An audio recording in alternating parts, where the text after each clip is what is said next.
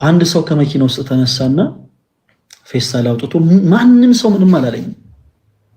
ፌስታል አንስቶ ወንድማችን በሰላም አዲስ አበባ ይገባ ዘንድ በሰላም ከእናት ከአባቱ ጋር ይገናኝ ዘንድ ሁላችሁም የቻላችሁትን ያክል አዋጡለት አላቸው።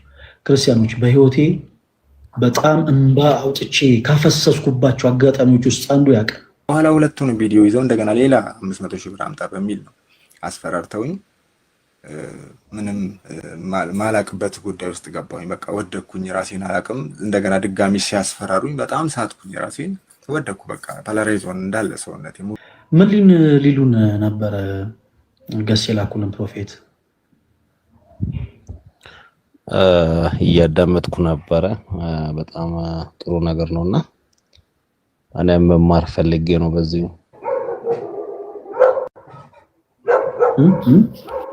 የህያብ እናት ነኝ። የህያብ እናት አይደል እኮ። ሰላም። አዎ ሰላም፣ እንዴት ነህ? እግዚአብሔር ይመስገን። አይሰማም? ይሰማል?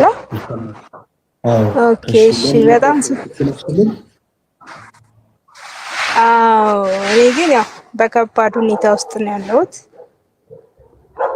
ማለት ያው በመከራ ውስጥ መከራ ስል ደግሞ ያው እግዚአብሔር ከሰማይ በታች የሰጠኝ የኑሮዬ የመጀመሪያ ነው ልል ይገባል።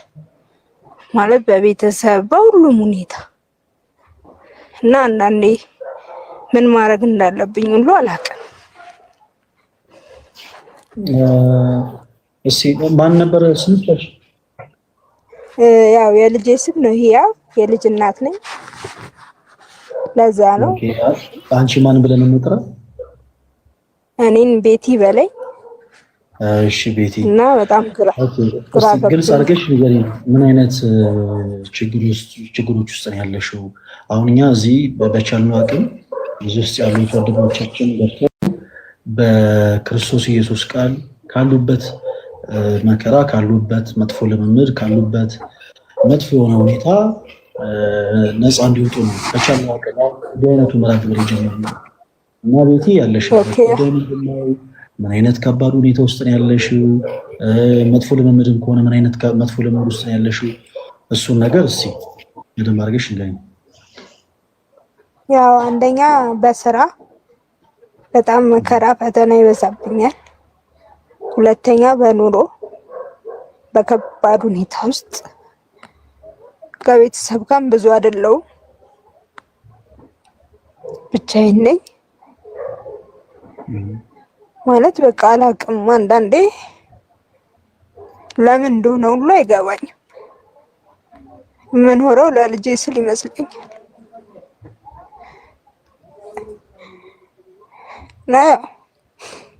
ምናልባት የሰው ልጅ የሰውን ታሪክ ሊቀይር አይችልም፣ እግዚአብሔር ግን ይችላል።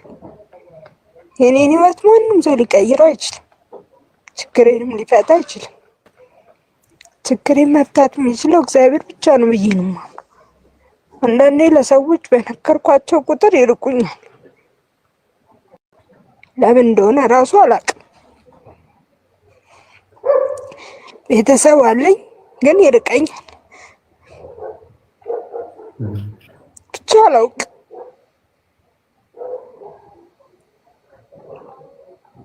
ምን ማድረግ እንዳለብኝ። አታልቅሽ። አይዞሽ። እሺ በመጀመሪያ ስላወቅንሽ ስላገኘንሽ እጅግ በጣም ደስ ብሎናል። ያው ላደምጥሽ የፈለኩበት ትልቁ ሪዝም ምንድን ነበር? ያው መጥፎ ልምዶች ውስጥ በጣም መጥፎ አይነት መንገዶች ውስጥ እየተጓሽ ያለሽ እህት መስለሽ ነው እና እንዲህ አይነት ችግሮች እውነት ለመናገር እጅግ በጣም ብዙ ሰው ጋር ያሉ ችግሮች ናቸው። ምን አለ መሰለሽ ቤቲ፣ በጣም ከባድ ጊዜያቶችን እያሳለፍሽ ነው። ይሄ በጣም ግልጽ ነው። በተለይ እናት ሆነሽ፣ በዛ ላይ ደግሞ የልጅ እናት ሆነሽ አይደል? ልጅ ወልደሽ እናት ሆነሽ ሴት ሆነሽ በስራ ከባድ ፈተና ውስጥ መግባት፣ ዙሪያሽ ያሉ ቤተሰቦችሽ ደግሞ በእነሱ ፊት መነሳት፣ ዙሪያሽ በምታውቂያቸው ሰዎች በጣም ፊት መነሳት እጅግ በጣም በጣም ከባድ ነገር ነው።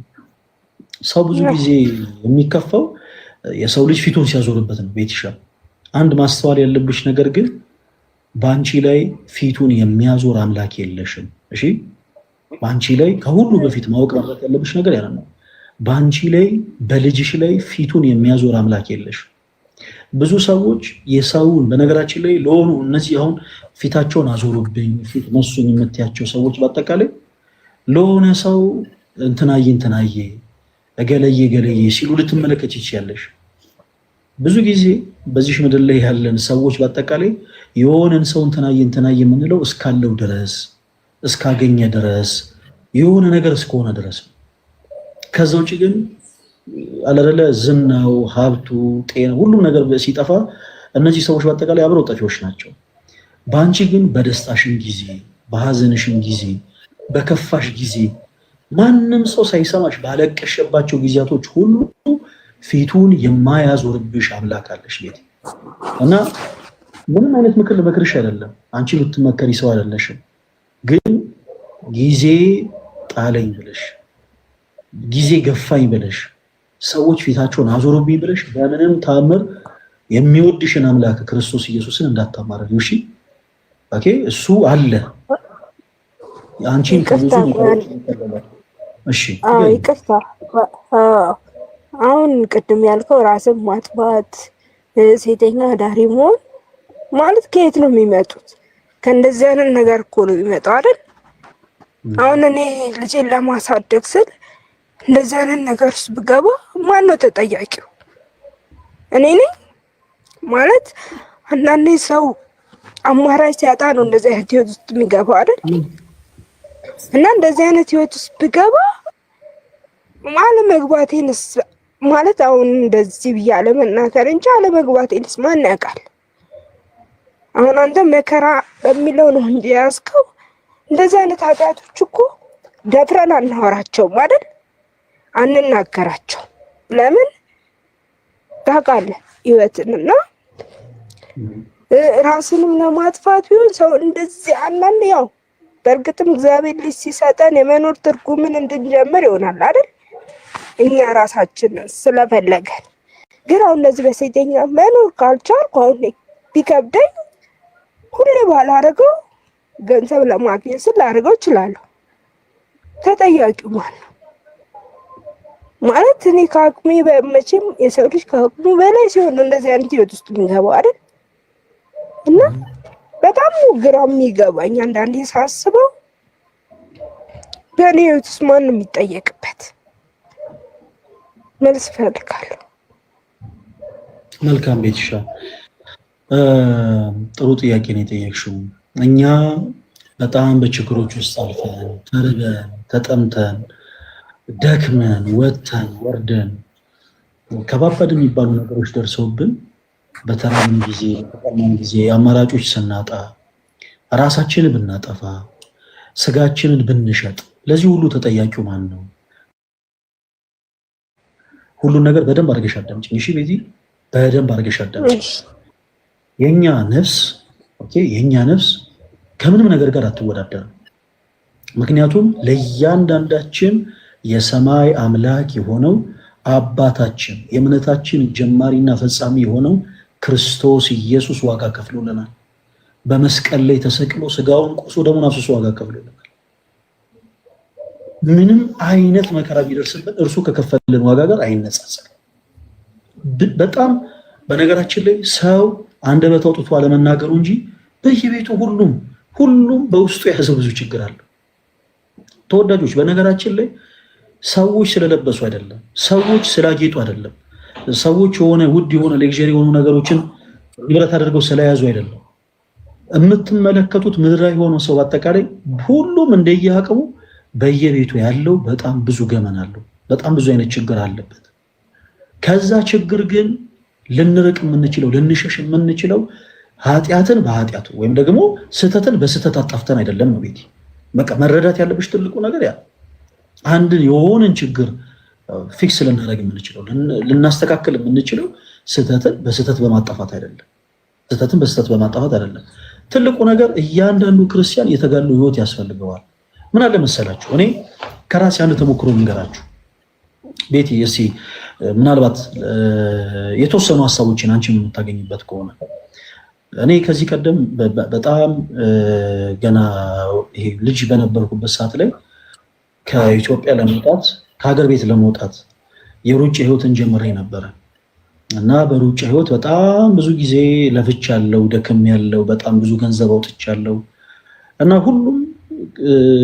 ሁሉንም ማሟላት ያለብኝን ነገር ካሟላው በኋላ ቀደም እንዳልኳችሁ አላማዬ ምንድን ነበር ከሀገር መውጣት ነው እዚህ ምንም ተስፋ የለኝም ብዬ ነው ማስበው እዚህ ምንም ተስፋ የለኝም ምንም ነገር የለኝም ምንም ሰርቼ ልለወጥ አልችልም ምንም ላገኝ አልችልም የሚረዳኝ ሰው የለም ብዬ ነው ማለት ነው ስለዚህ ያለኝ ብቸኛው አማራጭ አንዲት ቀዳዳ ለራሴ ፈጠርኩኝ ከሀገር መውጣት ነው በቃ ከሀገር ካልወጣው ልበላ አልችልም ልኖር አልችልም ልሰራ አልችልም እና ይሄንን አፍበ ያልዞርኩበት ቤተክርስቲያን የለም ተወዳጆች ያልዞርኩበት በቃ ስለት ያልተሳልኩበት ቦታ የለም በየገዳሙ በየልኩበት ቤተክርስቲያን ሁሉ እግዚአብሔር አምላኬን ይሄን ነገር እንዲያሳካልኝ ደጋግሜ ለመንኩት የማይደርስ የለም አንድ ሀገር ኢንቪቴሽን መጥቶልኝ ሄጄ መወዳደርበት አጋጣሚ መጣና ፕሮሰስ ለመጀመር ወደ አንድ ኤምባሲ ጎራላለሁ እዛ በጣም ብዙ ከለፈው በኋላ በጣም ይገርማቸው ነገር ከኔ ጋር ያሉ ሰዎች በአጠቃላይ ቪዛ ተመቶላቸው ቪዛውን አግኝተው ወደዛ ሀገር ለመሄድ ለመወዳደር ያው ፕሮሰሳቸውን ጨርሰው ይመለሳሉ እኔ ግን በፍጹም ቪዛ አይሰጥም ተብዬ ተመለስኩኝ ክርስቲያኖች የዛን ቀን እስጢፋኖስ ቤተክርስቲያን መሬት ላይ እንዴት እየተንከባለልኩ እንዳለቀስኩ ያስታውሳል እግዚአብሔር አንተ የለህም ብዬ ማለት ነው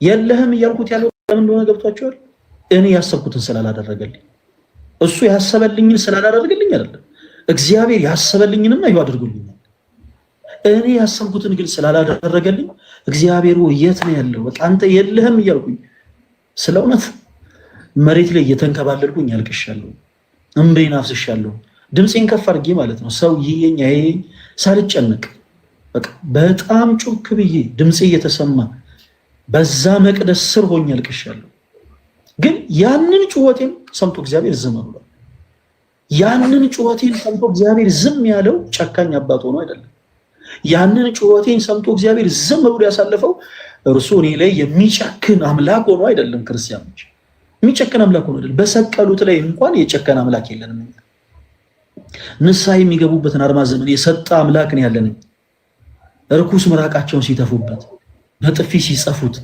በጅራፍ ሲገርፉት የሸዋክሊ ሲደፉበት 13 አይነት ህማም እንዲቀበል ያደረጉትን ነፍሳት እንኳ ክርስቶስ 40 ዓመት የንስሐ እድሜን የሰጣቸው እኛ ላይ የሚጨክን አምላክ የለም እነዛን ሁሉ እንባዎቼን ግን ሳፈስ ስጮህ ወደ እርሱ ሳለቅስ ሳነባ ጌታዬ ሆይ የት ነው ያለኸው ስለው ልክ እነዛን ሁሉ እንባዎቼን በአጠቃላይ ክርስቶስ ሳይቆጥራቸው ቀርቶ አይደለም ዝም ያለኝ ግን ለኔ የሚገባውን ነገር እርሱ ያውቃልና ዝም ማለት ባለበት ሰዓት በቃ ዝም ማለት እነዛ ሁሉ ነገሮች ካለፉ በኋላ ብዙ ነገሮች ደረጃ ሆነው በጣም የሚገርማቸው ነገር እነዛ የሄድኩባቸው ቦታዎች ሁሉ የገባሁበት የሩጫ ህይወት ሁሉ ሳይቀር ጎራ ያልኩባቸው መንገዶች ሁሉ ሳይቀሩ ደረጃና መንገድ ሆነው ዛሬ ላለሁበት ደረጃ በቃ እግዚአብሔር ይተመሰገን ዛሬ የክርስቶስ ኢየሱስን ቃል ለሰዎች ያካፈላለሁ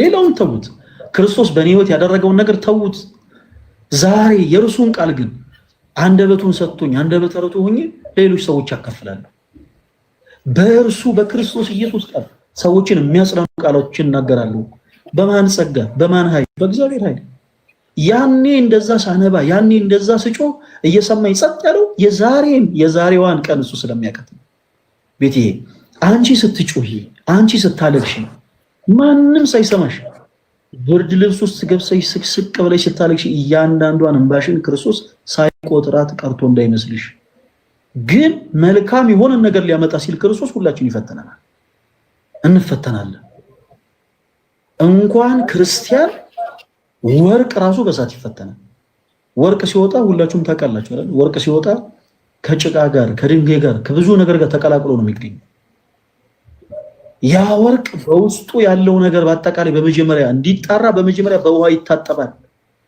በውሃ የታጠበ ወርቅ ደግሞ ሲቀልጥ ምናልባት በተለያዩ አይነት ምድራዊ የሆኑ ስርዓቶች የተለያዩ አይነት ሚነራሎች ተዋህደውትም ከሆነ እነዛ ለመለየት ደግሞ በጣም ከባድ በሆነ እሳት ይግላል፣ ይቀልጣል። ቀልጦ እንደ አዲስ ይቀጠቀጣል። ወርቅ እንኳን ይህ ሁሉ ፕሮሰስ አልሆነም።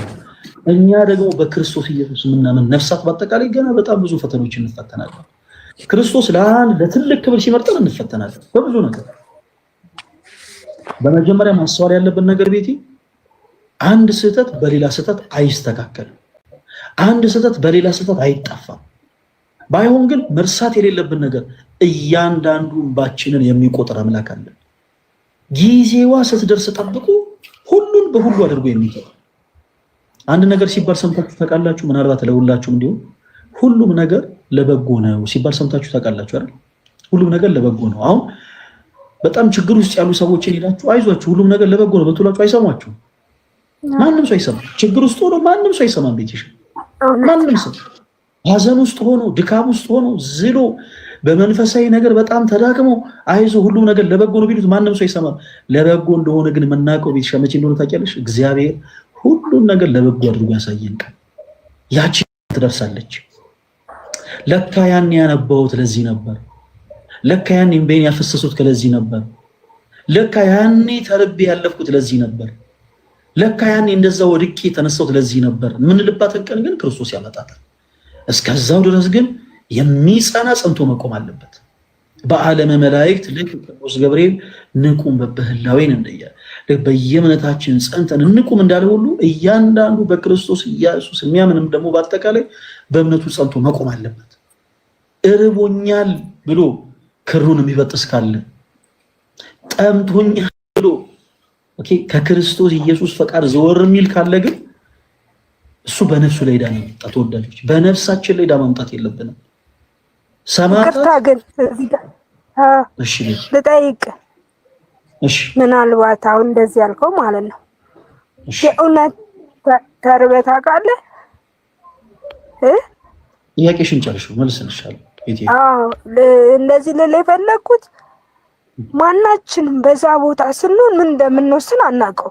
የእውነት ነው የምልህ። ማለት ያ ሰዓት ለአንተ የመኖርና የመሞት ሰዓት ነው። ምናልባት 1 ቀን 2 ቀን 3 ቀን ሲሆን ተስፋ ማን ነው ማለት እኔ የምር ነው የምልህ። ይሄ ማናችንም አሁን እዚህ ጋር የሚያዳምጡት ሁሉ የእውነት ሊመሰክሩ ይችላሉ። ማንም ቀን 3 ቀን ወይ 2 ቀን አድሮ እግዚአብሔር ነው ተስፋ የሚል ሰው ካለ እውነት እኔ መሰክርለታለሁ። ምክንያቱም ያለን ነገር ባሟጠጥክ ቁጥር የእውነት እግዚአብሔር የለም ወይ ወደ ማለት ነው የምትሄደው። ምክንያቱም አንደኛ ራብ ምን ያደርጋል? መጠማት ምን ያደርጋል? የምታስበው እግዚአብሔር የለም ሳይሆን ያ የውስጥን ስሜት ነው። ምክንያቱም እኛ ሰዎች ነን አይደል? የሰው የራሱ የሆነ ባህሪያት አለው። የፈለገ እምነት ቢኖር የፈለገ ማንነት ቢኖር እኔ በጣም ብዙ ታግያለሁ እና በዛ ስሜቱ ስትሆን አይደለም ክር መበጠስ ሌላ ሃይማኖት ሄደ ክርን አንጠልጥለ ሌላ ሃይማኖት ውስጥ ገብተህ ለምን ልትበላ ትችላለህ? ክርን እንኳን ባንገት ይዘህ።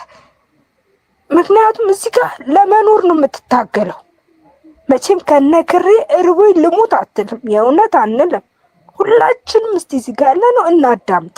ማለት በዛ ስሜት ውስጥ ስናልፍ በጣም ነው የሚከብደው። በጣም ማለት እስቲ አንድ ሰው አስበው እየራቡ ከጎኑ ያለ ሰው ጠግቦ ሲበላ እኔ እንጃ በጣም ነው። እኔና ቀደም ያልኩ ማን ነው ተጠያቂው ያልኩ እያንዳንዳችን ከጎናችን ያለውን ሰው ተጠያቂዎች እኛ ነን። እኛ ጠግበን እየበላን ከጎናችን ያለው እየተራበ ራሱን ሲያማርር ኃጢአት ሲሰራ ሲሰርቅ ሲዘሙት እያየን እንሳለቅበታል። ለዚህ ነው ማነው ተጠያቂ? መጀመሪያ ከእግዚአብሔር በታች እኛ ከጎን ያለነው ሰዎች ተጠያቂዎች ነን። ያንን ሰው እኮ ቅርባችን አድርገን ማዳን እንችላለን።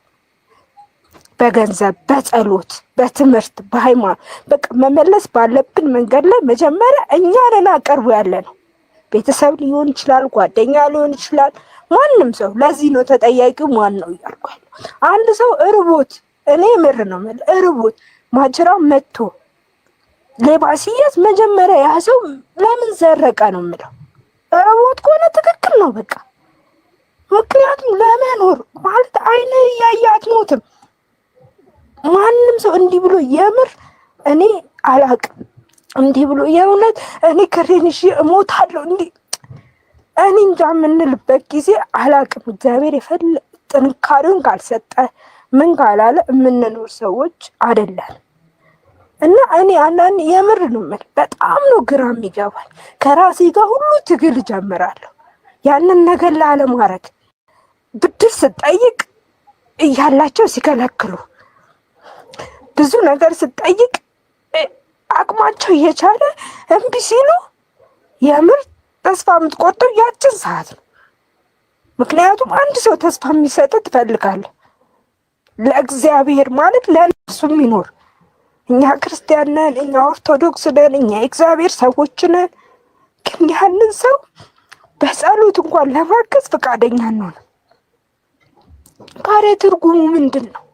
መረዳ አሁን ቅድሞ እንዳልከው ወደ ሴተኛ ዳሪ ወደ ራስ መጥፋት መርዳት ከምን ይጀምራል?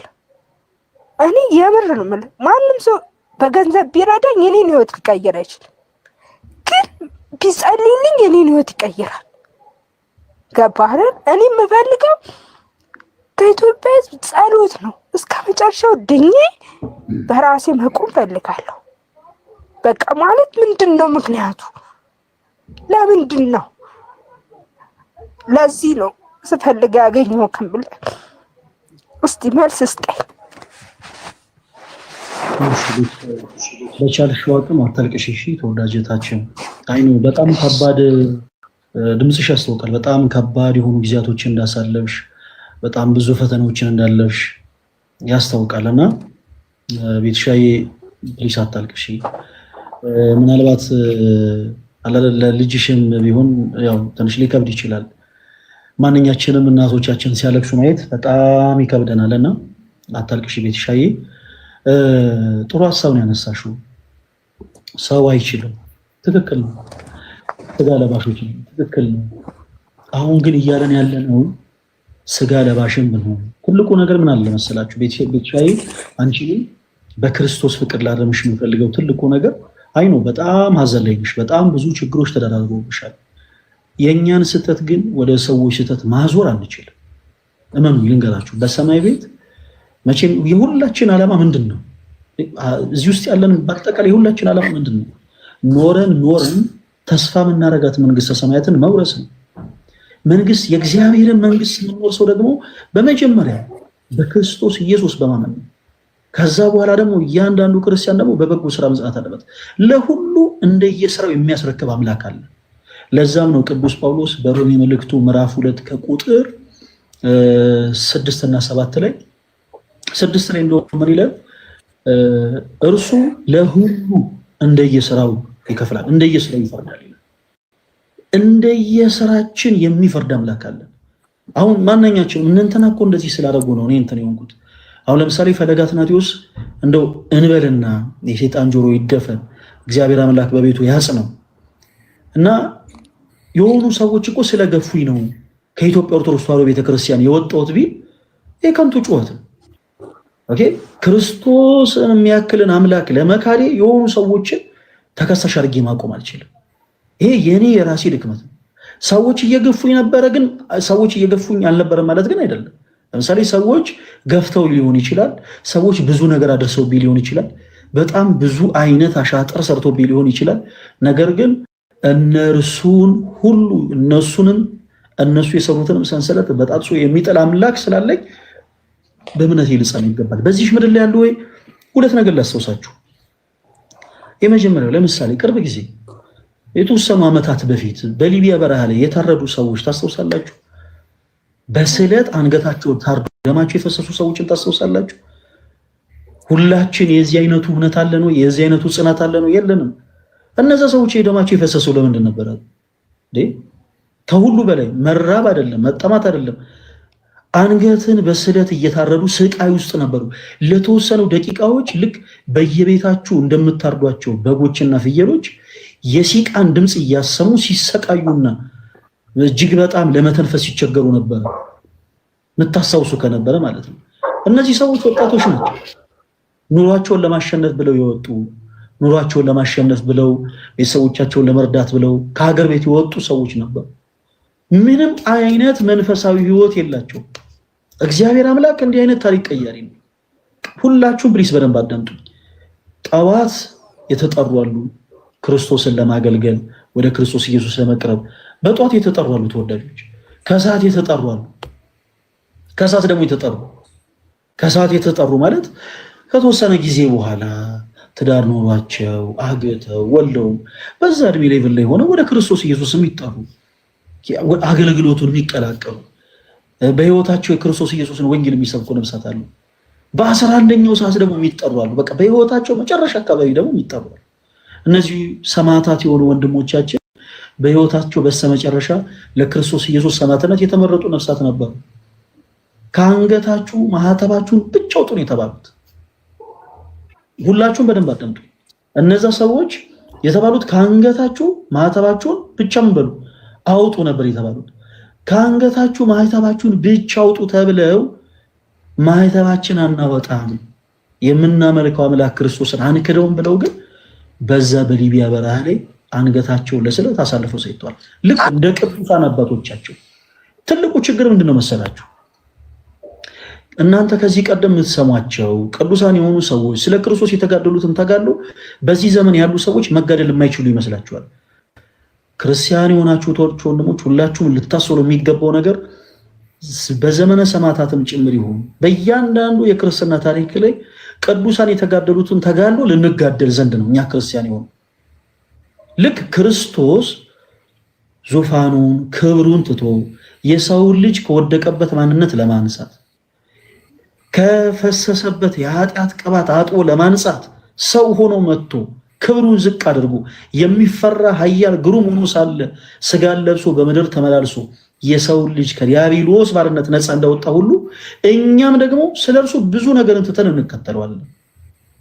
ኦኬ። ስለዚህ መከራን የሚፈተኑ ብዙ ሰዎች አሉ። ይሄን እንድታውቁት ያክል ነው። እና በዚህ ዘመን አሁን እኛ እንደው መራብ እንችላለን ወይ? እግዚአብሔር በሚያውቀው በፍጹም ቤትሽ አንችልም። መጠማት እንችላለን ወይ? አንችልም። ማንም ሰው መራብን መጠማት አይችልም። እችላለሁ ብሎም እንትን ውስጥ ሊገባ የሚችል ይሆናል አይደለ? ምንድነው የሚባለው? ድርድር ውስጥ ሊገባ የሚችልም ሰው የለም። ይሄ በጣም ከባድ ፈተና ነው። ቀላል ፈተና ነው አይደለም። ቤትሻ መረዳት ያለብሽ ነገር ግን ሁሉን የሚያሳልፍ አምላክ አለሽ። ቤትሻ እነዚህን ታይሞች ሁሉ አልፈሽ መሻገር የምትፈልጊ ከሆነ አንድ ነገር ብቻ ልታረጊ፣ እኔ በክርስቶስ ፍቅር በወንድምነት አንድ ነገር ብቻ ልጠይቅሽ። ዙሪያሽ ያሉ መልካም የሆኑ መጥፎ የሆኑ ሰዎችንም እርሻቸው። መልካም የሆኑ ሰዎችንም ተመልክተሽ መልካምነታቸውን አይተሽ ልክ የቆሰለች አህያ ማርጨና ብትመጣ ቁስሏን ተጸይፈን ማሩን እንደምንበላ ሁሉ መልካም ከሆኑ ሰዎች መልካምነታቸውን፣ መጥፎ የሆኑም ሰዎች ደግሞ መጥፎነታቸውን ተመልክተን እኛ ወደፊት እንጓዝ። እንደ ሎጥ ሚስት ወደኋላ እንመልከት። በእንደዚህ አይነት ከባድ ፈተናዎች ውስጥ ስንሆን እባካችሁን ሁሉ የሚያስችለውን በቃ ሁሉን ሊያስችለን የሚችለው ክርስቶስን እንመልከተው። ቤትሻ ክርስቶስ ሁሉን ያስችላል። ለምሳሌ በድንጋይ መመታት ሰው ይችላል ወይ? አይችልም። በአንድ ድንጋይ ሰው መመታት ይችላል ወይ? አይችልም። ግን ክርስቶስ ያስችላል። እነ እስጢፋኖስ ችለውት ነበር፣ ክርስቶስ አስችሏቸው። በሰይፍ መቀላት አሁን ሰው እኔ እስቲ እንሂድና በሰይፍ እንቀላ ብንል እንችላለን? አንችልም። ግን ሰማዕታትን ያስቻለ አምላክ አለ። እነ ቅዱስ ጳውሎስን፣ እነ ቅዱስ አርሴማን፣ እነ ቅዱስ ጊዮርጊስን ስለትን ያስቻለ አምላክ አለ። እነ ቅዱስ ቶማስን፣ ሐዋርያው ቶማስ ስለትን ያስቻለ አምላክ አለ። እርሱም ደግሞ ስሙ ኢየሱስ ክርስቶስ። ረሃብን፣ ጥምን ሰዎች ይችላሉ? አይችሉም። የእስራኤልን ሕዝብ ግን ረሃብና ጥምን ያስቻለ ደግሞ አምላክ አለ። ነብዩ ኤልያስን ረሃብና ጥምን ደግሞ ያስቻለ አምላክ አለ። እርሱም ማን ነው? ክርስቶስ ኢየሱስ። ሰው በሰውነቱ ይችላል ወይ? የትሻ ግልጽ እኮ ነው፣ አይችልም። ዛሬ እዚህ ላይ ያሉትን 7000 ሰዎች በአጠቃላይ ያሰልፈሽ እኔ የተቀበሉትን ችግር ትችላለህ ብትይ ሁሉም ለሻለ አንችልም ነው። ማንም ምን ቀላል ነው፣ ምን እንዳንቺ አይነት ፈተና ቢመጣብኝ እኔ እንደዚህ አደርጋለሁ። ይሄ ሞኝነት ነው። ታስታውሱ ከነበረ የዛሬ ስንት ጊዜ የሆነ ሬዲዮ ፕሮግራም ላይ የሆኑ ሰዎች ትዳር ታሪክ ይቀርብና እሷ እንደዚህ ያደረገች እሱ ደግሞ እንደዚህ ያደረገ እና እንደው እናንተ ብትሆኑ ምን ታረጋላችሁ ተብሎ ፕሮግራሙ ነው ይቀርባል እና የተለያዩ ሰዎች እኔ በሆነ እንደዚህ ያደርግ ነበር ይላል እና የተለያዩ ሰዎች ደግሞ ከነሱ ተሞክሮ ሰምቶ የሆነ ውሳኔ ለመወሰን ይላሉ። በጣም ስህተት ነው። እውርን እውር ሲመራው ይባላል። በመጀመሪያ ማንም በቆመበት ቦታ ላይ ሊቆም አይችልም። ማንም የማንንም ፈተና ጸንቱም ሊቋቋሙ አይችልም። ይሄ በፍጹም ውሸት ነው። ነገር ግን ከባድ የሆነ ፈተና ሲመጣብን እናስተውል። ሁሉን የሚያስችል አምላክ አለን። ማነው እርሱ? ክርስቶስ ኢየሱስ። ሁሉን የሚያስችል ማጣትን፣ መቸገርን ሰው ይችላል አይችልም? ዛሬ ፈለገ አትናቴዎስ የሆነ ነገር ደርሶበት እንበልና ሁሉ ዙሪያ ያለውን ነገር ቢያጣ መራብን ማጣትን ይችላል አይችልም? ፈለገ አትናቴዎስ አይደለም እዚህ ላይ የሚከታተሉ ነገ ከነገ ወዲያም ይሄንን መልእክት የሚያዩ ሰዎች በአጠቃላይ በጣም መራብን፣ በጣም መጠማትን፣ በጣም መቸገርን፣ በትንሹም ማጣትን፣ በትንሹም መቸገርን ይችላሉ አይችሉም? ግን ችግር ቢመጣ፣ መራብ ቢመጣ፣ ማጣት ቢመጣ የሚያስችል አምላክ አለ። ማን ነው እርሱ? ክርስቶስ ኢየሱስ። የኢዮብን ታሪክ አስተውሱ ክርስቲያኖች ባካችሁ። አንዳንድ ጊዜ በመጽሐፍ ቅዱስ ላይ የተቀመጡትን ሐሳቦች የታሪክን ክፍሎች እንደ ተረት ተረት አይታችሁ አትለፏቸው። የቅዱሳኑ ተጋድሎ የተቀመጠልን የነሱን ተጋድሎ ተመልክተን እኛ እንድንጸና ዘንድ ነው። በዚህ ዘመን ምሳሌ የሚሆንን ሰው ስለሌለ፣ በዚህ ዘመን ለኛ ምሳሌ ሊሆን የሚችል ሰው ስለሌለ የቅዱሳኑ ታሪክ አለ። ኢዮብን ምሳሌ 11 ልጆቹን አጣ፣ ሀብት ንብረቱን አጣ። አቶ ግን መጽናትን አቶ ግን ጊዜን ማሳለፍን አስችሎ ታየን። በማን? በእግዚአብሔር። ስለዚህ መርሳት የለባችሁ የእግዚአብሔር ጸጋ ከሁላችን ጋር ነው። በዚህ አጋጣሚ ተርባችሁ ያላችሁ፣ ተጠምታችሁ ያላችሁ፣ በእስር ላይ ያላችሁ፣ ታርዛችሁ ያላችሁ፣ በስደት ላይ ያላችሁ፣ በስደት ላይ በባዳ ሰው መከራ እየደረሰባችሁ ያላችሁ፣ ተቸግራችሁ ያላችሁ፣ ታማችሁ ያላችሁ፣ ተጨንቃችሁ ያላችሁ፣ በአልጋ ላይ የወደቃችሁ፣ ደዌ ዳኛ የተያዛችሁ፣ ተጎሳቅላችሁ ያላችሁ፣ ብዙ ነገር አጣችሁ ያላችሁ፣ አግኝታችሁ ወደ ታች ወርዳችሁ ያጣችሁ ሁላችሁ እንዳትረሱ። ሁላችንንም አተን ጭምር ተረበን፣ ተጠምተን፣ ቸግረን፣ በእስር ላይ ሆነን ኢቭን አውሬ በሚመላለስበት ጫካ ላይ ሁሉ ተጥለን ዛሬን አልፈን እንድኖር የፈቀደልን እግዚአብሔር ነው። ስለዚህ እንዳትረሱ የእግዚአብሔር ጸጋ ከኛ ጋር ነው። ቤትሻ መርሳት የለብሽም። የእግዚአብሔር ጸጋ ካንቺ ጋር ነው። ጤናማ የሆነ ልጅን የሰጠሽ ማን ነው? ቤቲ ፈጣሪ እግዚአብሔር ነው። የዚህ ልጅ ሁሉኛ እናቅ እግዚአብሔር አምላክ በልጅሽ ምን አይነት እድል እንደሚያመጣ፣ በወለሹ ልጅ እንዴት እንደሚባርክሽ፣ በወለሹ ልጅ ምን አይነት ነገር ህይወትሽ እንደሚያመጣ እኛ እናቅም። እንዲህ አይነቱን ጤናማ ልጅ የሰጠሽ እግዚአብሔር ነው። የእግዚአብሔር ጸጋ ካንቺ ጋር እንዳለ ትልቁ ማሳያ ልጅ ነው። እስትንፋስሽ አይሽ ተኝተሽ ነበረ ትናንት፣ ዛሬ ተነስተሻል። ዛሬ መሽቷል፣ ዳግም ትተኛለሽ፣ ስጋሽን ተሰርፊያለሽ፣ ነገ በጧት ትነሻለሽ፣ የነገዋን ፀሐይ ትመለከቻለሽ። የነገዋን ፀሐይ ጭምር እንድትያደረገሽ ማን ነው? እግዚአብሔር። የእግዚአብሔር ጸጋ ሁንም ካንቺ ጋር አለ ማለት ነው። ጊዜውን ጠብቆ ግን ይሄንን የመከራ ጊዜ የሚያሳልፍበት ወቅት አለ። ሁሌ ተቸግረሽ፣ ሁሌ ተጨንቀሽ ትኖሪያለሽ ማለት አይደለም ቤትሽ። እና ፕሊስ በቃ በዙሪያችን ያሉትን መጥፎ የሆኑ ሰዎችን መመልከት እናቁም። በጣም ደግሞ በድሎት የሚኖሩ መልካምም የሆኑ ሰዎች ቢሆኑ የእነሱንም ነገር መመልከት እናቁም። የማይረሳን አምላክ እንዳለን እንመልከት። ሙሽራው ገብረ ክርስቶስ የተባለ ጻድቅ አባት በጣም የሚገርማችሁ ነገር እንደው በጌታ ቤትሻ የእሱን ታሪክ አንድ ጊዜ ብቻ ልንገርሽ። ሙሽራው ገብረ ክርስቶስ በቤተክርስቲያናችን ካሉ ቅዱሳን አንዱ ነውና በ14 ያው ወርሃዊ ክብረ በዓሉ ይከበራል። ይህ ቅዱስ በቆስጥንጥንያ ሀገር የነገስታት ቤተሰብ አባቱ ቴዎዶሲዎስ፣ እናቱ ደግሞ መርኬዛ ትባላለች። ታሪኩን አሳጥሬ ነው የምነግራችሁ ተወዳጆች። እና ከልጅነቱ ይህ ሰው በምናኔ ህይወትን መኖር ይሻ ነበረ።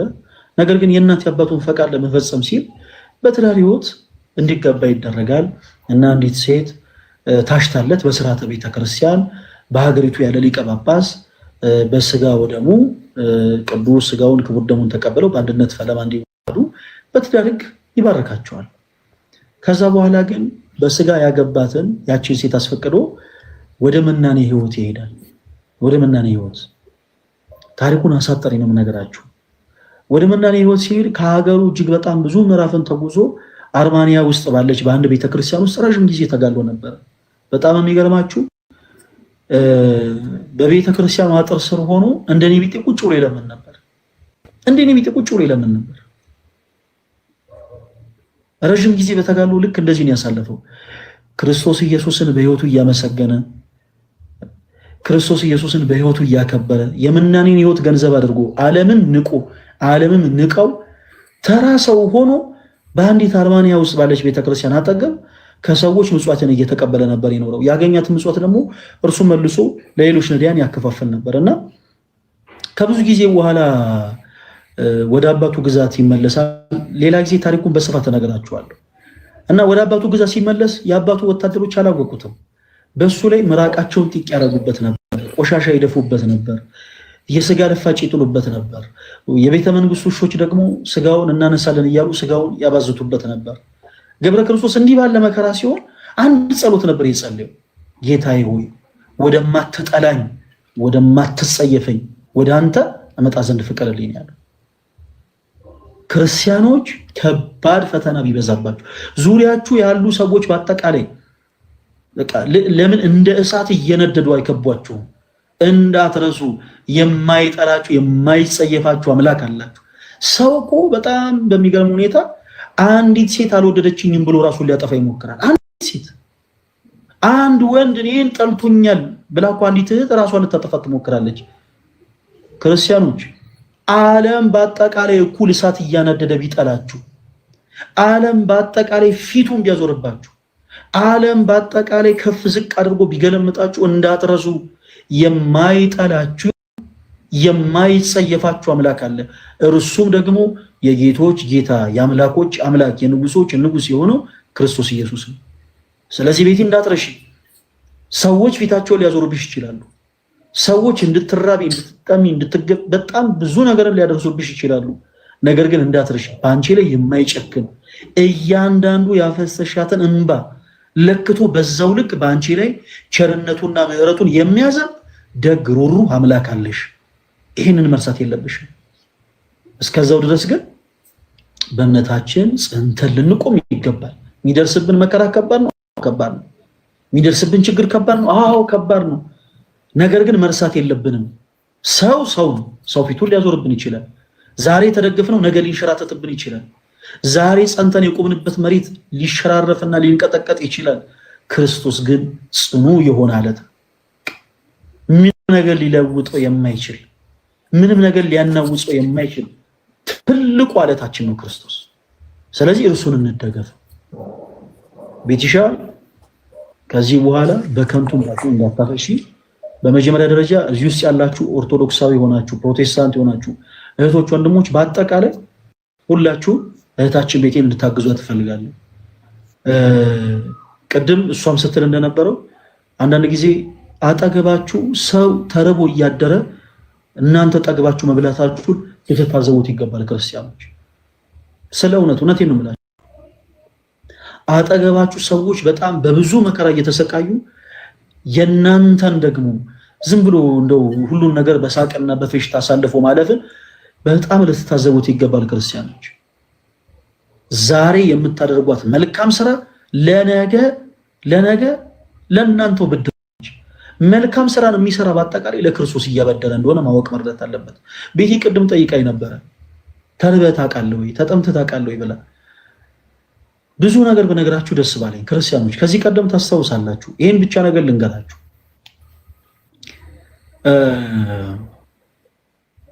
ከዚህ ቀደም ወደ 2012 ዓ.ም አካባቢ ከ2009 ዓ.ም ጀምሮ ወደ ዘብር ገብርኤል ለአገልግሎት መላለስ ነበር። ቅዳሜ ሄጄ እሁድ ነበር የምመለሰው እና በምንሄድበት መኪና ሰዎችን እያሰማርን ክርስቶስ ኢየሱስን ወንጌል እየሰበክን እንጓዝ ነበር እና ሁልጊዜ አንድ የለመድኩት ልማድ ነበረ፣ በጣም የምኮፈስበት። ቤቴ በደንብ አዳምጪኝ ፕሊዝ። በጣም የምጀንንበት ያ ምንድን ነበረ መሰለሽ? ልክ ጣርማ በር አካባቢ ስደርስ በመኪና ውስጥ አንዳንድ ጊዜ እዛ ቦታ ለመያዝ ለመቀመጥ እዛው ለመቆየት የሚመጡ በጣም ብዙ የሆኑ ሰዎች አሉ እና ያስታውቃሉ። እንደዚህ የሚመጡ ሰዎች ልብሳቸው ድፍ ያለች ናት፣ እንደው ደህና ነገር የላቸውም። እዛው ለመቆየት እንደመጡ ያስታውቃሉ። እና ሁልጊዜ ምን አደረግ ነበር መሰላችሁ? ከሹፌሩ ፌስታል እቀበልና ስለ ገብርኤል እያልኩ ሁሉንም ሰው ለምናለሁ። ሁሉንም ሰው ስለ ገብርኤል እያልኩ ሁሉንም ሰው ለምንና ሁሉም ሰው የሰጠኝን ገንዘብ በአጠቃላይ ቋጥሬ ለነዚህ ሰዎች በሶ፣ ስኳር፣ የተለያዩ ነገሮችን መግዣ የሆናቸው ዘንድ እሰጣቸዋለሁ። ክርስቲያኖች ፕሊስ እባካችሁ ስትሰጡ አትበጡ፣ አትኮፈሱ። እግዚአብሔር የሰጣችሁን ነገር ነው እየሰጣችሁ ያላችሁት። ሰጣችሁ ልክ እንደው ሀገር ምድሩን እንደገዛ ሰው አክት አታደርጉ። እኔ እንዴት ጎረር እንደነበረ ልነግራችሁ አልችልም። ሰብሰብ አደረግና ለነዛ ሰዎች እሰጣችኋለሁ። ለካ ያንን ማድረግ ኦኬ ክርስቶስ ኢየሱስን ማበድ እንደሆነ አላወኩኝ። መልካም ስራ ለክፉ ቀን ስንቅ ነው የሚባለው እውነት ነው። ረጅም ጊዜ በተደጋጋሚ ያንን አደረኩ። 2009 ዓ.ም ጀምሮ 2012 ዓ.ም ድረስ ያንን ሳደርግ ኖርኩኝ እና 2012 ዓ.ም ሐምሌ 19 ዘብር ገብርኤል ለመሳለም እንሄድና እንዳጋጣሚ ስንመለስ ባልታሰበ ሁኔታ የመኪና አደጋ ደረሰብን። እንግዲህ ከአዲስ አበባ 200 ምናምን ኪሎ ሜትር ርቀት ላይ ሆነን ማለት ነው። የመኪና አደጋ ደረሰብን። ስልካችን የለም፣ በኪሳችን ገንዘብ የለም። 6 ሰዎች ሞተዋል። ብዙዎቹ ደግሞ አካል ጉዳት ደርሶባቸዋል። እኔ መስታወት ፊታቸውን የቆረጣቸውን ሰዎች አስታውሳለሁ። ቆዳቸው ይገለጥ የነበረ እውነቴን ነው የምላችሁ። ምን ልበላችሁ ጋይስ፣ እኔ ጭንቅላቴ ላይ አደጋ ደርሶብኝ ነበር። ሰውነቴ በአጠቃላይ በደም ተለውሶ ነበር። ብቻ በጣም ብዙ ነገር ተፈጥሮ ነበር እና በስተመጨረሻ ረጅም የሆነ የነፍስ አድን ስራ ተሰርቶ እንደምንም ተብሎ ሕክምና አግኝተን እንዴት ብዬ ወደ ቤቴ ልሄድ? በኪሴ ገንዘብ የለኝም። በኪሴ ምንም አይነት ሳንቲም የለኝም እና እስከ ጣርማ ድረስ በእግር ሄድኩኝና የመጣው ይምጣ መኪና ውስጥ ገብቼ ልክ ደብረ ብርሃን ከደረስኩ በኋላ ብር የለኝም ብዬ እከራከራለሁ ብዬ ዝም ብዬ ገባሁ። እንግዲህ ችግር ውስጥ ነኝ። ሰውነቴ በአጠቃላይ በደም ተለውሷል። ጭንቅላቴ አካባቢ ከባድ የሆነ አደጋ ደርሶብኛል። ምንም አይነት በቂ ሕክምና ላገኘው በቃ በጣም የቸኮልኩት ቶሎ ብዬ እዚህ መመለሴ ነው፣ ወደ ቤቴ መምጣቴ ነው። እና ልክ ስገባ በህይወቴ የማረሳት አጋጣሚ ተፈጠረች። በህይወቴ የማረሳት አጋጣሚ እኔ እናንተ ለሰዎች መስዋዕታችሁን አይደለም የምታውቁት። ቤተክርስቲያን ሄዳችሁ ስለ ገብርኤል፣ ስለ መድኃኔዓለም፣ ስለ ቅዱስ አማኑኤል እያላችሁ መስዋዕታችሁን አይደለም የምታውቁት። እኔ ተመጽውቼ አውቃለሁ። አንድ ሰው ከመኪና ውስጥ ተነሳና ፌስታል አውጥቶ ማንም ሰው ምንም አላለኝም። ፌስታል አንስቶ ወንድማችን በሰላም አዲስ አበባ ይገባ ዘንድ በሰላም ከእናት ከአባቱ ጋር ይገናኝ ዘንድ ሁላችሁም የቻላችሁትን ያክል አዋጡለት አላቸው። ክርስቲያኖች በህይወቴ በጣም እንባ አውጥቼ ካፈሰስኩባቸው አጋጣሚዎች ውስጥ አንዱ ያቀር ለሆኑ ሰዎች የሆነ ነገር ሳደርግ የዛን ሰዓት በጣም እየታበይኩ ነበር የማደርገው። በጣም እየታበይኩ ለሆኑ ሰዎች ገንዘብ ሳሰባስብ እየተኮፈስኩ ነበር የማደርገው። ለካ በትዕቢትም በመኮፈስም ሆኜ ያደረኳትን ነገር ግን ቆጥሮ ክርስቶስ ከፈለኝ። መልሶ ክርስቶስ ከፈለኝ።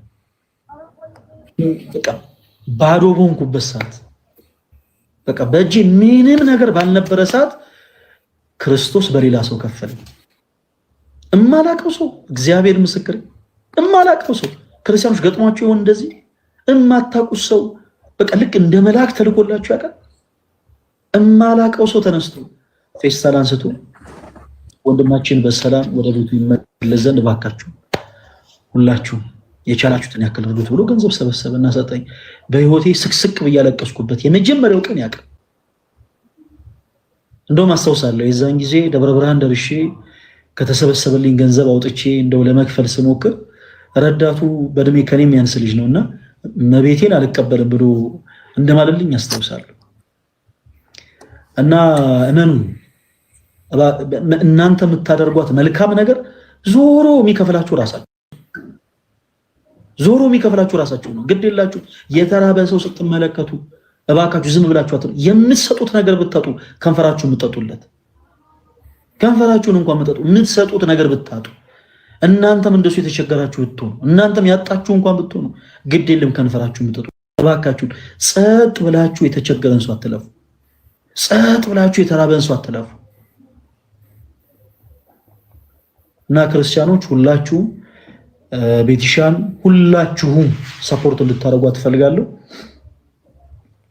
ቤቲሻ ቀጣይ ሳምንት የኖረን የኦርቶዶክስ የመልካም ወጣት መርሃ ግብር ላይ አርብ ማታ ማለት ነው ልክ እንደዚሁ እንድትቀሪ አልፈልግም፣ እንድትመጪ እፈልጋለሁ። እሺ በዛች አንድ ሳምንት ውስጥ ምን አይነት ለውጦች እንደመጡ ምን አይነት ነገሮችን እንዳገኘሽ ምን አይነት ውሳኔዎችን እንደወሰንሽ እንድትነግሪን እንፈልጋለን። በቃ ዛሬ ካንቺ የምንፈልገው የተወሰኑ ነገሮችን ነው። ቅድም እንዳልኩሽ ዙሪያሽ ያሉ ሰዎችን በአጠቃላይ እርሻቸው የማይረሳሽ አምላክ እንዳለ አስታውሺ። የፈሰሰው እንባሽን በአጠቃላይ ቆጥሮ የሚሰጥሽ አምላክ እንዳለ አስታውሺ። እርሱን ተስፋ አድርገሽ ብቻ መንገድሽን ቀጥይ ቤትሽ። ከዛ በመቀጠል ደግሞ ስትጨነቂ ውስጥሽ አንዳንዴ ሲረበሽ ቤት ውስጥ አትቀመጪ። እሺ በዚህ አጋጣሚ ሌሎቻችሁ ፕሊስ እባካችሁ ቤት ውስጥ አትቀመጡ። ይሄ አንዳንድ ጊዜ ቤት ውስጥ መቀመጥ በራሱ ብቻችሁን በጣም መጥፎ። ብቻችሁን ቤት ውስጥ አትቀመጡ። ብቻሽን ቤት ውስጥ እንዳትቀመጪ። ስትጨነቂ በጣም ብዙ ነገር ሲከብድሽ ተነስተሽ ለ2 ደቂቃ እመኚኝ ቤተክርስቲያን ገብተሽ ጸጥ ብለሽ ቁጭ በይ። እዛ ያለው ነፋስ ራሱ ዓለም የነጠቀሽን ሰላም የሚመልስ እና ቤተክርስቲያን ሄደሽ አጣሽውን ሰላም ለማግኘት የተበተነ ሐሳብሽን ለመሰብሰብ በቻልሽው አቅም ወደ ክርስቶስ ኢየሱስ እንድትቀርቢ በልዑል እግዚአብሔር ስም ጠይቃለሁ። እነዚህን 2 ነገሮች ብቻ ተቸገሪልኝ። ቀጣይ ሳምንት አርብ ደግሞ ያው በክርስቶስ ፍቅር እንደማትቀሪ ተስፋ አደርጋለሁ። ሁላችንም እዚህ ውስጥ ያለነው በአጠቃላይ እንወድሻለን። እሺ ቤቲ። እሺ አመሰግናለሁ። አንድ ጥያቄ ለሁላችሁም ለምታዳምጡኝ በሙሉ እኔ በአሁን ሰዓት የምፈልገው ከምንም በላይ ጸሎት ነው። ጸሎት በጣም ያስፈልገኛል። ምክንያቱም ከባድ ጭንቀት ውስጥ ነኝ እና ያው በእመቤታችን በቅድስት ኪዳነ ምሕረት በመድኃኔዓለም በቀራንዮ ንጉሥ ቢያንስ አንዳንድ ሰላም ለኪ እየደገማችሁ አስቡኝ። እንግዲህ ሳምንት እግዚአብሔር ለዛ ያድርሰን። የእውነት እግዚአብሔር ለውጥ ያሳየኛል ብዬ ተስፋ አደርጋለሁ። ምስክርነቴን ለእናንተ አደርሳለሁ። ግን የምር ከማናችሁ ቢያንስ በቀን አንድ ሰላም ለኪ ብታስቡኝ ብዬ እማጸናችኋለሁ። እግዚአብሔር ከሁላችን ጋር ይሁን። አሜን አሜን። ቤትሻ በጣም ነው የምናመሰግነው፣ እንወድሻለን። አጋጣሚ እኔ ጋር ስትመጡ ለቤትሻም ሳትወጪ ለሌሎችም ለማስገባችሁ ሰዎች አንድ ነገር ለማስታወስ እፈልጋለሁ። ጤናማ የሆኑ ሰዎች እንዳሉ ሁሉ አንዳንዴ በሽተኛ የሆኑ ሰዎች ደግሞ አሉ።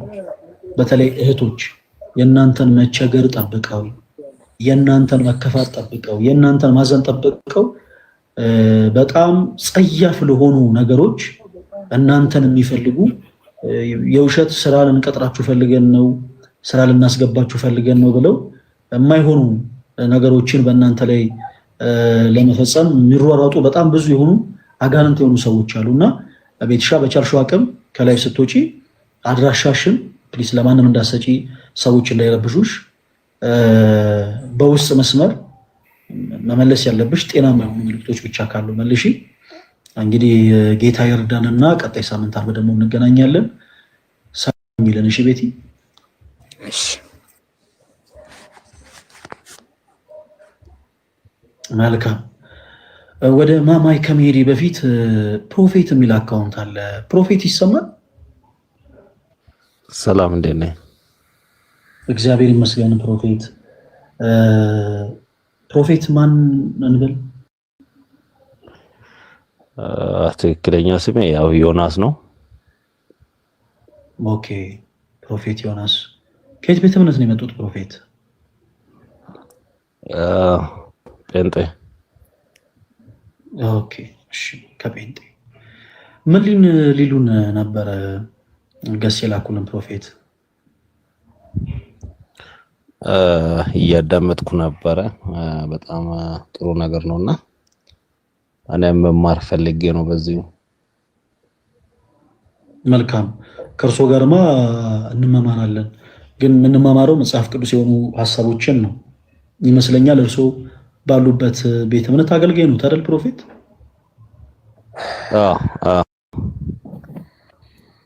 መልካም እሺ፣ ደስ ይለናል። ቁጭ ብለው ይማሩ ፕሮፌት። ስለመጡ በጣም እናመሰግናለን። ጊዜ ያክብርልን። ምን ላይ ሞር ትኩረት እንደሚያደርግ ባቀ ደስ ይለኛል። ያው ለመከታተል ማወቅ የምፈልጋቸው ነገር ስላሉ ሞር ፎከስ የምታደርጉበት ኤሪያዋ ምንድነው? ወጣት ያው በእኛ ቤተ እምነት ማለና ለየት የሚያደርገው ምንድነው የምለውን አንዳንድ ነገር ባቀ ደስ ይለኛል። ኦኬ መልካም። ለምሳሌ ጉባኤ እናንተ ቤተ እምነት ውስጥ አለ፣ እኛም ቤተክርስቲያን ውስጥ ጉባኤ ይደረጋል። ልዩነቱ ምንድነው ይመስለኛል? ልዩነቱ ግልጽ ነው። ምንድነው ፕሮፌት?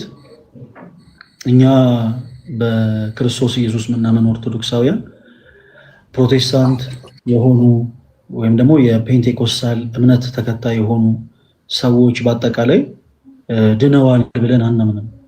በጨለማ ውስጥ ናቸው ብለን እናምናለን። እንዲህ ስንል ከክፋት አይደለም። እንዲህ ስንል እነሱን ለማናደድ እነሱን ለማበሳጨት ፈልገን ሳይሆን እነሱን እጅግ በጣም ስለምንወዳቸው እንደው በተጨማሪም ደግሞ ልባቸው እውነተኛውን ጌታ ኢየሱስ ክርስቶስን እንደሚሻ ስለምናምን እውነተኛውን ኢየሱስ ክርስቶስን ያገኙት ዘንድ በቻልነው አቅም የፍቅር ጥሪ ሁልጊዜ እናቀርባለን። ለምሳሌ አንድ ፕሮቴስታንት የሆነ ሰው በአደባባይ ወጥቶ ኢየሱስ ይወዳችኋል ብሎ የሚጮህ መቼም ኦርቶዶክስ የሆኑ ሰዎችን ጠልቷል። እርሱ የገባውን እውነት ሌሎች ሰዎች እንዲያውቁ ነው። በተመሳሳይ እኛም በክርስቶስ ኢየሱስ ምናምን የዚህ ቅዱስ ቤተክርስቲያን ልጆች ሆነን በአጠቃላይ ኦርቶዶክስ አማኝ ሆነው በተለያዩ አይነት ልምምዶች ውስጥ ከቅዱስ ቤተክርስቲያናቸው አስተምረው የሸሹ በጣም ብዙ ነፍሳቶች አሉ። ከባድ በሆኑ ልምምዶች፣ ከባድ በሆኑ ሱሶች ውስጥ በጣም ከባድ በሚባሉ ነገሮች ውስጥ ገብተው ያሉ ብዙ ነፍሳቶች አሉ። ስለዚህ ኦርቶዶክሳዊ መልካም ወጣት የሚለው መርሃ ግብር እነዚህ እህት ወንድሞቻችንን ካሉበት መጥፎ የሆነ ልምምድ ነፃ እንዲወጡ የሚያደርግ ነው። በተመሳሳይ ፕሮቴስታንት የሆኑ ሰዎችን አሉ በጣም ብዙ በውስጥ መስመርኛ ነው የሚሆኑ ብዙ ነገር ተጨንቀው ኢቭን ህብረት በሚያደርጉበት ቤተ እምነት ውስጥ እንኳን ሳይቀር ለማድረግ ሞክረው እንኳን ያጡትን ሰላም ያላገኙ እዛ ያለው ድምጽ እዛ ያለው ጫጫታ አየር በቃ ሁሉም ነገር ለነሱ ሰላም ሳይሰጣቸው በጣም የተጨነቁ ብዙ ነፍሳቶች አሉ። ለምሳሌ ግብረ ሰዶም የሆኑ ሰዎች አሉ። በከባባድ ሱሶች ውስጥ ያሉ ፕሮቴስታንቶች አሉ።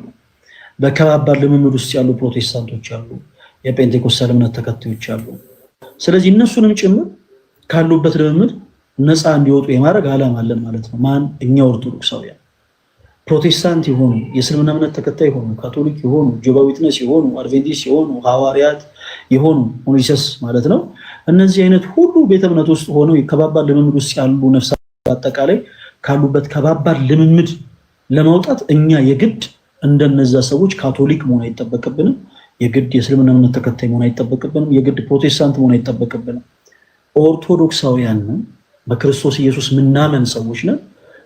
ባለንበት ቤት ሆነን እነዛ ነፍሳት ካሉበት ልምምድ ነፃ እንዲወጡ እናደርጋለን።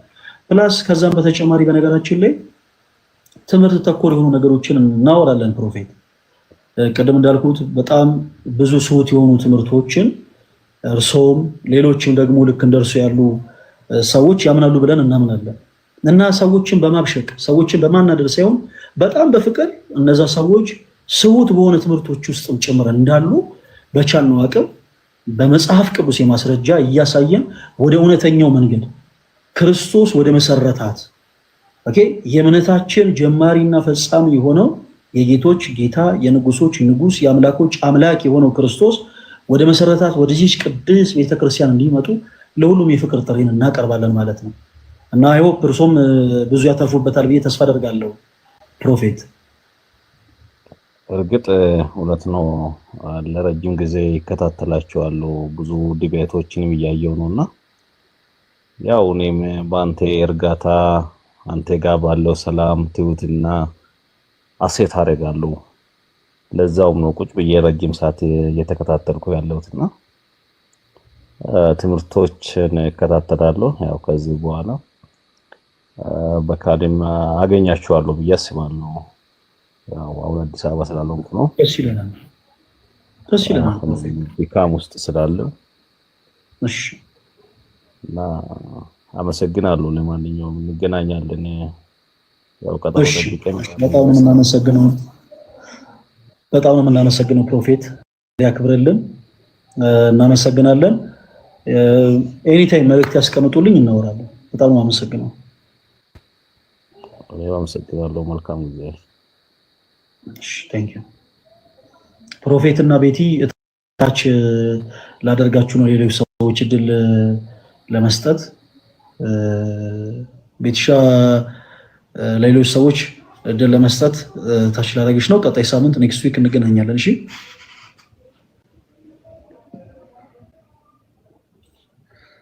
አይሆፕ እንደሰሙ። እሺ ማማይ እንዴት አለሽ? ሰላማችሁ ይብዛ። ፈለገ ከታችም ከላይም ያላችሁ ሰላም ለእናንተ ይሁን። በዚህ ቤቴን ዘግቼ ነው የመጣሁት። ለፈለገ ልጆቼን መስዋዕት አድርጌ እንዴ አረኛ ምን መጣ ነበረ ብትነግሩን። የምር የሆነ ሰው ሊያገኝ ይፈልጋል ምናምንና እሱ ቤት ገብተሽ እንድታገናኝልኝ ፈልጋለሁ ምናምን ብሎ ችግሩን ነግሮኝ ይሄው ዮሴፍ ሚላው ልጁ አለ ወንድማችን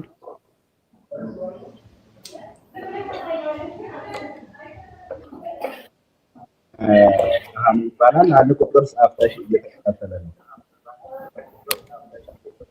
እሺ እኔ ልውረድና ፈለገዬ እሱን ላስገባው መሰለኝ። ትቀጥላላችሁ ማለት ነው።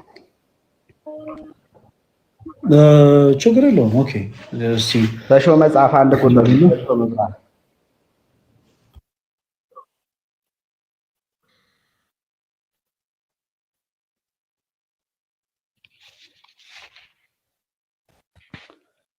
ተሼ ወይ አንድ አበባ ላክለት። አንድ አበባ ላክ እስቲ። ተሼ ወይ አንድ አበባ ላክለት። አንድ አበባ ላክ።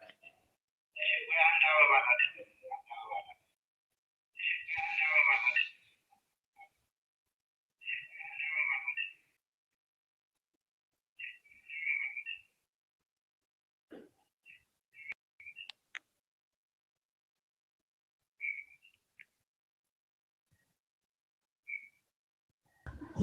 እሺ እስከዛ ለሌሎች ሰዎች እድል ልስጥ አይደል?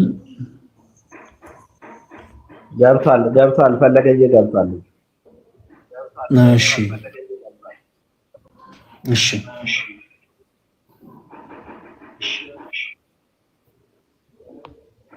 ሰላም ነው። እንዴት ነው? በጣም እንደው አንተን ለማግኘት የበላ ነው ፍዳ።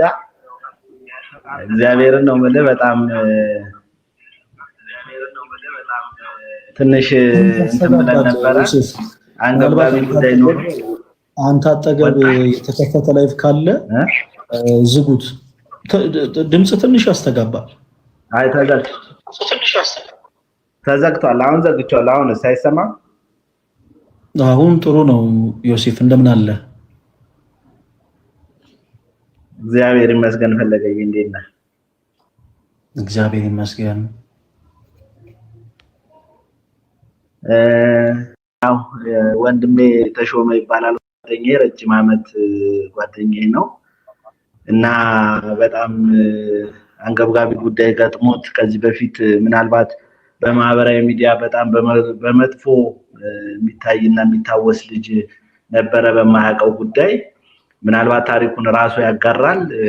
ግን ምናልባት በክርስትናው ህይወት በጣም እንትን ብሎ ስለነበር ተቸግሮ ተጨንቆም ስለነበር እናንተን ለማግኘት ያልከፈልኩት መስዋዕትነት የለም። እግዚአብሔር ፈቅዶ ቀኑ ዛሬ ሆኖ ተገናኝተናል። በዛም ሀሳቤን የምገልጸው ነገር ይኖራል። ተሾመ ያወራና እንግዲህ የተከፈለው መስዋዕትነት ለድህነት ስለሆነ ያለውን ሀሳቡን ይናገርና እኔም እቀጥላለሁ፣ እንነጋገራለን። እሺ መልካም ችግር የለውም። ግን ምን እናደርጋለን? አጠር ያለ ሰዓት ነው። እሺ አጠር ያለ ሰዓት ነው የምንጠቀመው። ለምን በጣም ብዙ ሰዎች ገስ ላይ ስላሉ ለነሱ እድል እንድንሰጥ አጠር ያለ ሰዓት እንጠቀምና ያው ቶሎ እያለ ሌሎች ሰዎች እድል እንሰጣለን። ተሾመ እንኳን ደህና መጣ። እግዚአብሔር ይመስገን። ፈለገዬ እንዴት ነህ? እግዚአብሔር ይመስገን ያለው እግዚአብሔር ይመስገን። የእውነት በጣም ዛሬ ትልቅ ደስታ ነው የተሰማኝ። የእውነት ሁልጊዜ ብዙ ጊዜ ካለው በቃ ቤት በኩል እንደማገኝ ግራ ስለገባኝ ብቻ ነው። የእውነት እግዚአብሔርን ዛሬ በእውነት በጣም ነው የማመሰግነው። የእውነት ተንበርክኬ ነው የማመሰግነው። ምክንያቱም አልችልም፣ ግን ያው እግሬን ግን ቢሆንም ሳላቅም እግዚአብሔር እውነት ቀኑ ደርሶን የሆነው እና በጣም ነው የማመሰግነው። ስላገኘሁ ደስ ብሎኛል እጅግ በጣም እና ያው እንዳልከው ጊዜ የለክም፣ ያው ብዙ ሰው ስላለ አጠር አድርጌ ያለሁበትን ነገር ልንገርክ። የተፈጠረው ነገር ያው መጀመሪያ ያው በማህበራዊ ሚዲያ ነው ህይወቴ የተመሰቃቀለው እና መጀመሪያ ላይ የነበርኩበት ሀገር ሐዋሳ አካባቢ ነበርና ከዛ ተነስቼ ወደ አዲስ አበባ ያው አንዳንድ በህይወት ክስረት ውስጥ ገባሁና ወደ አዲስ አበባ ለመሄድ በመገደድበት ሰዓት አንድ በሚዲያ ስራ እንሰጣለን የሚል ስራ እንትን የደረሰኝና ያንን ነገር እንትን ለማድረግ በስልክ አወራኋቸው። እሺ ብለውኝ ያንን ነገር እንትን ላደርግ ሞከርኩኝ፣ ላናገራቸው ሞከርኩኝ። በቃ አዲስ አበባ ስትመጣ ደውልልን ብለውኝ ያው ሚዲያ ላይ ያገኘኋቸው ስልኩንም እና ይሄንን ያው ሌላውም ሰው ትምህርት ይሆናል ብዬ ነው ይሄንን ነገር የምነግራቸው። ምክንያቱም ማንም ሰው እንዳይሸወድ ነው በአሁኑ ሰዓት እና ሄጄ ላገኛቸው ሞከርኩኝ። ባገኛቸው ሰዓት ስልኬን የተቀበሉኝ እና አጋጣሚ ሆኖ ስልኬ ላይ የራሴ የሆነ ፐርሰናል ቪዲዮዎች ነበሩ፣ ማለት ፎቶዎች ምናምን ነበሩ ከየኔ ባለቤቴ እና ያንን ነገር ነው ከስልኬ ላይ የወሰዱት። ወስደው እኔ ባላወቅኩት መንገድ ነው ወስደው በቃ ስንደውልልህ ትመጣለህ በሚል ላኩኝ። ከዛ እኔም ስራ አገኘሁኝ ብዬ በቃ ኦንላይን ስራ ይሄ ሴልስ ምናምን የሚባል ስራ ትሰራለህ ነው ያሉኝ። ይሄንን ነው እኔ የተረዳሁት እና ተረድቼ ቤት ገባሁ። ቤት ከገባሁ በኋላ ነው እንግዲህ ከ15 ቀን በኋላ ስደውል ሳይ ስልካቸውን አይደውሉልኝም። ደውዬ ቼክ ሳረጋቸው የሚሉኝ ምንድነው የሆነ ቪዲዮ ፎቶ እንደወሰዱብኝና በዛ ላይ ያስፈራሩኝ እንደሞከሩ ነው የዛቱብኝ። በኋላም ያው ያን ቪዲዮን እና ፎቶ እናጠፋለን ብር ታምጣ የሚል ወደ 300,000 ብር ታመጣለህ የሚል ነገር ሲሉኝ እኔ የሰዓቱ ስራ ፈላጊ ነኝ፣ እንደዛ አይነት ብር ማግኘበት ሁኔታ ውስጥ አልነበርኩኝም። በጣም ግራ ገባኝ። ከዛ በኋላ ነው እንግዲህ ሌላ ቪዲዮ እንደገና ይሄን ብር ማታመጣ ከሆነ ሌላ ቪዲዮ እኛ እንሰጣለን፣ ያን ቪዲዮ ሰርተክ ከዛ እናጠፋለን የሚል ነገር አሉኝ። የላኩልኝ ቪዲዮ እኔ ምን እንደሆነም ነገሩን ሳላውቅ ሰራሁኝና ላኩላቸው። በኋላ ሁለቱን ቪዲዮ ይዘው እንደገና ሌላ 500,000 ብር አምጣ በሚል ነው አስፈራርተውኝ ምንም ማላቅበት ጉዳይ ውስጥ ገባሁኝ። በቃ ወደኩኝ፣ ራሴን አላቅም። እንደገና ድጋሚ ሲያስፈራሩኝ በጣም ሳትኩኝ፣ ራሴን ወደኩ። በቃ ፓላራይዞን እንዳለ ሰውነቴ ሙሉ ሰውነቴ በድንጋጤ ማለት ነውና ይሄ ከሆነ በኋላ ነው እንግዲህ ህይወቴ በጣም ምስቅልቅል ውስጥ የገባው። በቃ ይሄንን በማስፈራራት በየቀኑ እያስፈራሩኝ ቀጠሉ። ከዛ በኋላ ነው ወደኩኝ። ያው ቤተሰብ ልጆች አሉኝ፣ ሁለት ልጆች፣ ባለቤቴም ነበረች። በዚህ ሁኔታ ውስጥ እያለሁኝ ያው ባለቤቴም ከአቅሟ በላይ ሲሆን እናቴ ተጠርታ ነው እንደገና ተመልሼ ወደ ሐዋሳ ልመጣ የቻልኩት። ወደ ሐዋሳ ስመጣ እናቴ በቅፍ ይዛ ነው የመጣችው፣ ተሸክማ ማለት ይቻላል። ያንን አድርጋ ወደ ቤት ይዛኝ መጣች። ቤት መጥቼ ረጅም ጊዜ ለ2 ዓመት ራሴን አላቅም ነበር። ራሴን ሳትኩኝ። በቃ ራሴን ስቼ ሙሉ ሰውነቴ ፓላራይዝ ሆነ፣ ከላይ ከእጄም እግሬም ሁሉ ነገር ይበቃ። ከዛን ያው ሕክምናም የተወሰነ አረኩኝ፣ ግን ምንም ለውጥ አላመጣም። ለ2 ዓመት አልጋ ላይ ነበርኩኝ። ለ2 ዓመት ሙሉ ማንንም ምንም አላቅም ነበር። አጋጣሚ ሆኖ ቤተሰቦቼ ደግሞ በሌላ እምነት ውስጥ ነበሩ ያሉት። እንደገና ሌላ ስህተት ነው የተፈጠረብኝ እንደገና። ምክንያቱም ይህንን ነገር አመለጥኩኝ ብዬ ስል እንደገና ደግሞ ወደዚህ ወደ ቤተሰብ ስመጣ ደግሞ የነበሩበት እምነት ሌላ እምነት ነው። የፕሮቴስታንት እምነት ውስጥ ነው ያሉት እነሱ ሁሉም፣ እናቴም ቤተሰቦቼ ሁሉ። በዚህ ሁኔታ ውስጥ ሆነው መጣው ስመጣ ምክንያቱም መጀመሪያም ከዚህ ተጣልቼ ሄድኩት በዚህ የተነሳ ነው። ከእናቴ ጋር ለምን ሆንሽ በሚል ተጣልቼ ነበር የሄድኩት ወደ አዲስ አበባም ሲሄድ እና እንደገና ተመልሼ ስመጣ እነሱ ጋር ነኝ ያለሁት። ከእልም ከቅዠቴ ስነሳ ከዛ ከ2 ዓመት በኋላ ስነሳ እነሱ ጋር ነው ያለሁት። በኋላ አንገቴ ላይ ክር ተበጥሷል። ብዙ ነገር ብዙ ታሪክ ተፈጥሯል። በቃ ይሄ ሁሉ ነገር ሆኖ አሁን ኦልሬዲ ወደ 5 ዓመት ሆኖኛል እዚህ ከተቀመጥኩ። የትም መሄድ አልቻልኩ። መጨረሻ ላይ ያው ትዳሬም ተበላሸ፣ ተበተነ። ባለቤቴም ወዴት እንደሄደች የማውቀው ነገር የለም። አንዷን ልጄ ብቻ አጠገቤ ነው ያለችው። እሷን ይዤ በአሁን ሰዓት ዊልቸር ላይ ተቀምጬ እየተንቀሳቀስኩኝ ያለሁት ያው 5 ዓመት። እንግዲህ አጠር አድርጌ ስናገር ያው የቀረውን ዮሴፍ ይበልጥ ይናገር፣ እሱ ጓደኛዬም ስለሆነ በደንብ ያብራራልክ። እሱ ጊዜ እንዳልሻማ እኔ ብዙም የማብራራት ችግር ስላለብኝ እሱ ያብራራልክ ያለውን ነገር። አሁን ያለሁት በቃ ዊልቸር ላይ በክራንች የተወሰነ የተንቀሳቀስኩ ልግባ አይደል እና ያብራራልክ።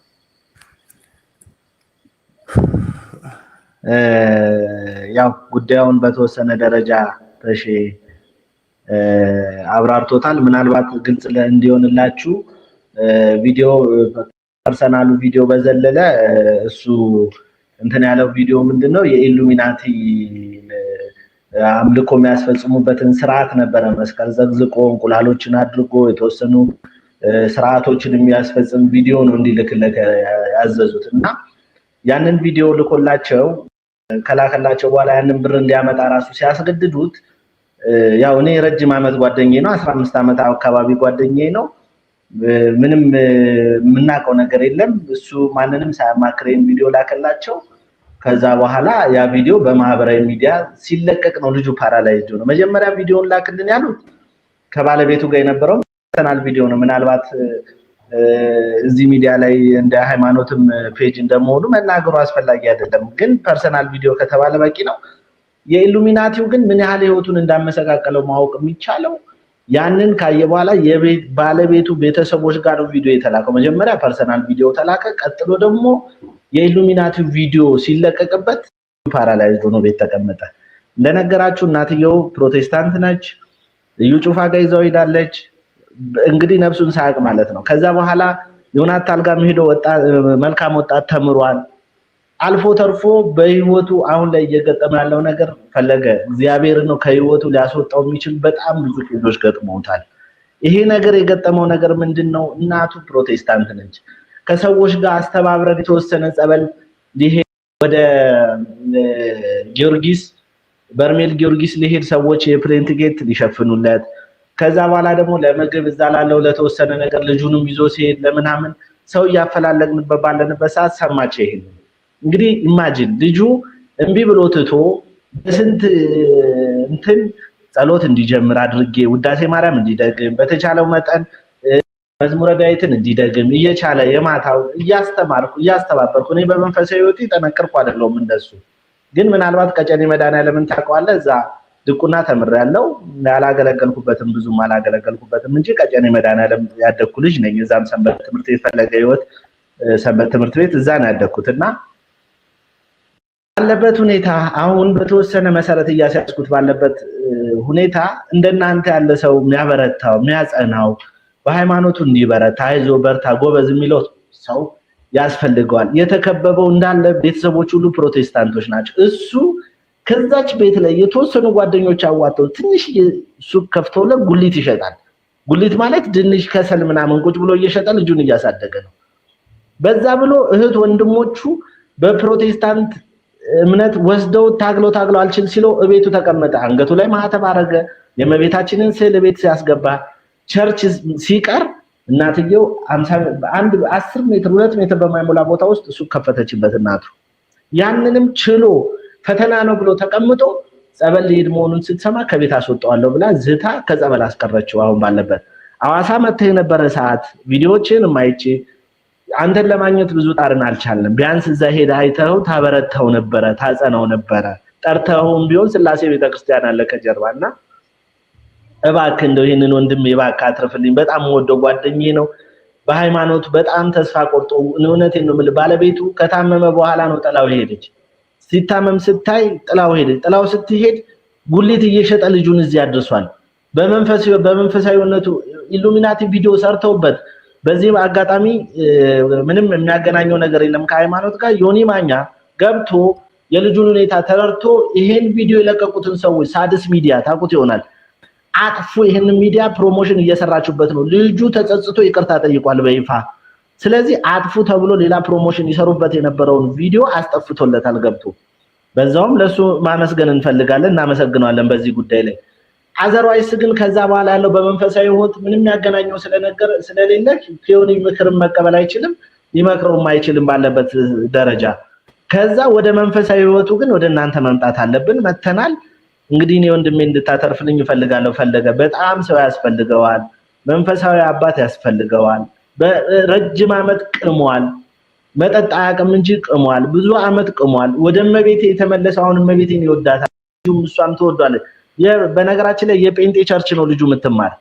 እነሱ ሲዘምሩ ዘምሪ ሲሏት የእመቤቴ መዝሙር ካልሆነ አልዘምርም እያለች ነው የምትቀመጥ እዛ ቸርች ውስጥ። ምናልባት ይህን ስለተናገርኩም ሊያባርሯት ይችላሉ ነገ ሰምተው። ግን ልጁ ነፃ ከወጣ ይበቃል። በቃ ተሾመ ነፃ ከወጣ ይበቃል። ይሄን ያህል መስዋዕትነት እየከፈለ ነው ልጁ። የቸርች ትምህርት ቤት ነው የምትማር፣ በነፃ ነው የሚያስተምሩለት። ዘምሪ ይሏታል፣ ስለ ሃይማኖት ይጠይቋታል። ኦርቶዶክስ ለምን ሆንሽ ማህተብሽን በጥሽ እያሉ እያስቸገሯት እየተማረች ነው ያለችው። ላለው ነገር በመንፈሳዊ ህይወቱ አበርታልኝ። በጣም ብዙ የፈለግንህ ለዚህ ነው። እንግዲህ ይሄ ነው ማለት የምፈልግ። የተሳሳትኩት ነገር ካለ ይቅርታ ተሾመ። ግልጽ መናገር አለብህ አንተ።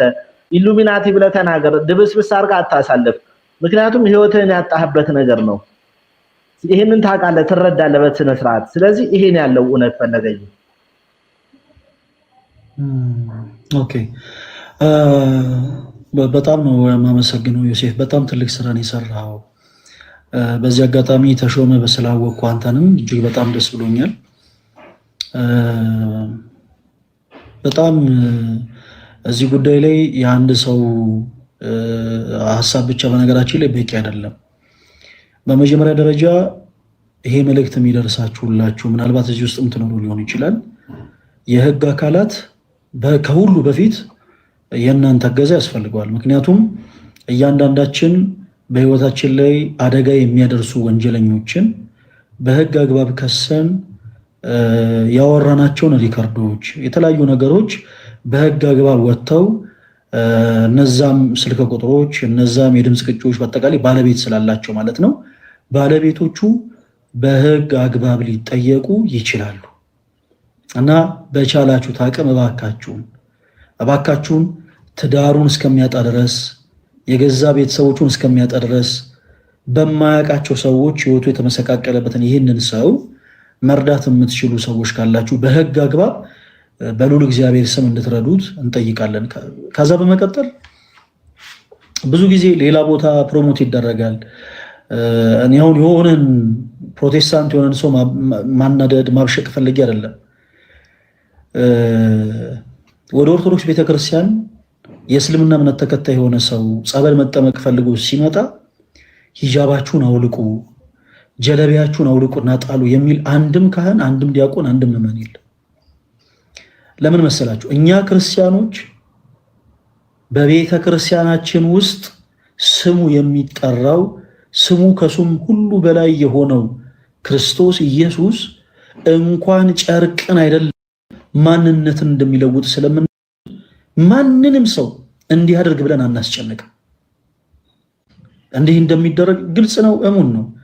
ፕሊስ እባካችሁ እንደዚህ የምታደርጉ ፕሮቴስታንት የሆናችሁ እህት ወንድሞች፣ እንደዚህ የምታደርጉን ያልኩት እባካችሁ በሰው ህይወት አትቀልዱ። ማይተብን በጥስ፣ አለበለዚያ ትራባለህ፣ አለበለዚያ ትጠማለህ፣ አለበለዚያ እንዲህ እናደርግብሃለን፣ ከቤት እናባረርሃለን፣ አለበለዚያ እንዲህ አይነት ነገር እንዘጋብሃለን የምትሉ እባካችሁ እንደዚህ አታደርጉ። ማንም ሰው ሊያደርግ አይገባም እንደዚህ አይነት ነገር። ኦርቶዶክስ የሆናችሁ ሰዎች እንደዚህ የምታደርጉ ካላችሁ እንደዚህ አታደርጉ ፕሊስ። የሆነ ሰው ፕሮቴስታንት ሊሆን ሲል ከቤት እናስወጣሃለን፣ ይሄን የምትበለውን ነገር እናቆማለን፣ እናግድብሃለን፣ የሆነ ነገር ጨቃውን ጨለማ እናደርግብሃለን ምናምን አትበሉ ባካችሁ ፕሊስ አትበሉ። እንደዚህ የምትሉ ሰዎች ካላችሁ እንደዚህ አትበሉ። ሰዎችን ቤት እንዲያድሩ በመፍቀድ የዕለት እንጀራቸውን በመስጠት አይደለም፣ በክርስቶስ ኢየሱስ እንዲያምኑ የምናደርገው። ሐዋርያት እንደሰበኩት ብርና ወርቅ ሳይዙ ሐዋርያት በዓለም ሁሉ ዞሮ የክርስቶስ ኢየሱስን ወንጌል ሰብከዋል። ስለዚህ እኛም ክርስቶስን የምንሰብክ ሰዎች ከማቴሪያል ወጥተን ቃሉ ላይ ፎከስ ብናደርግ መልካም።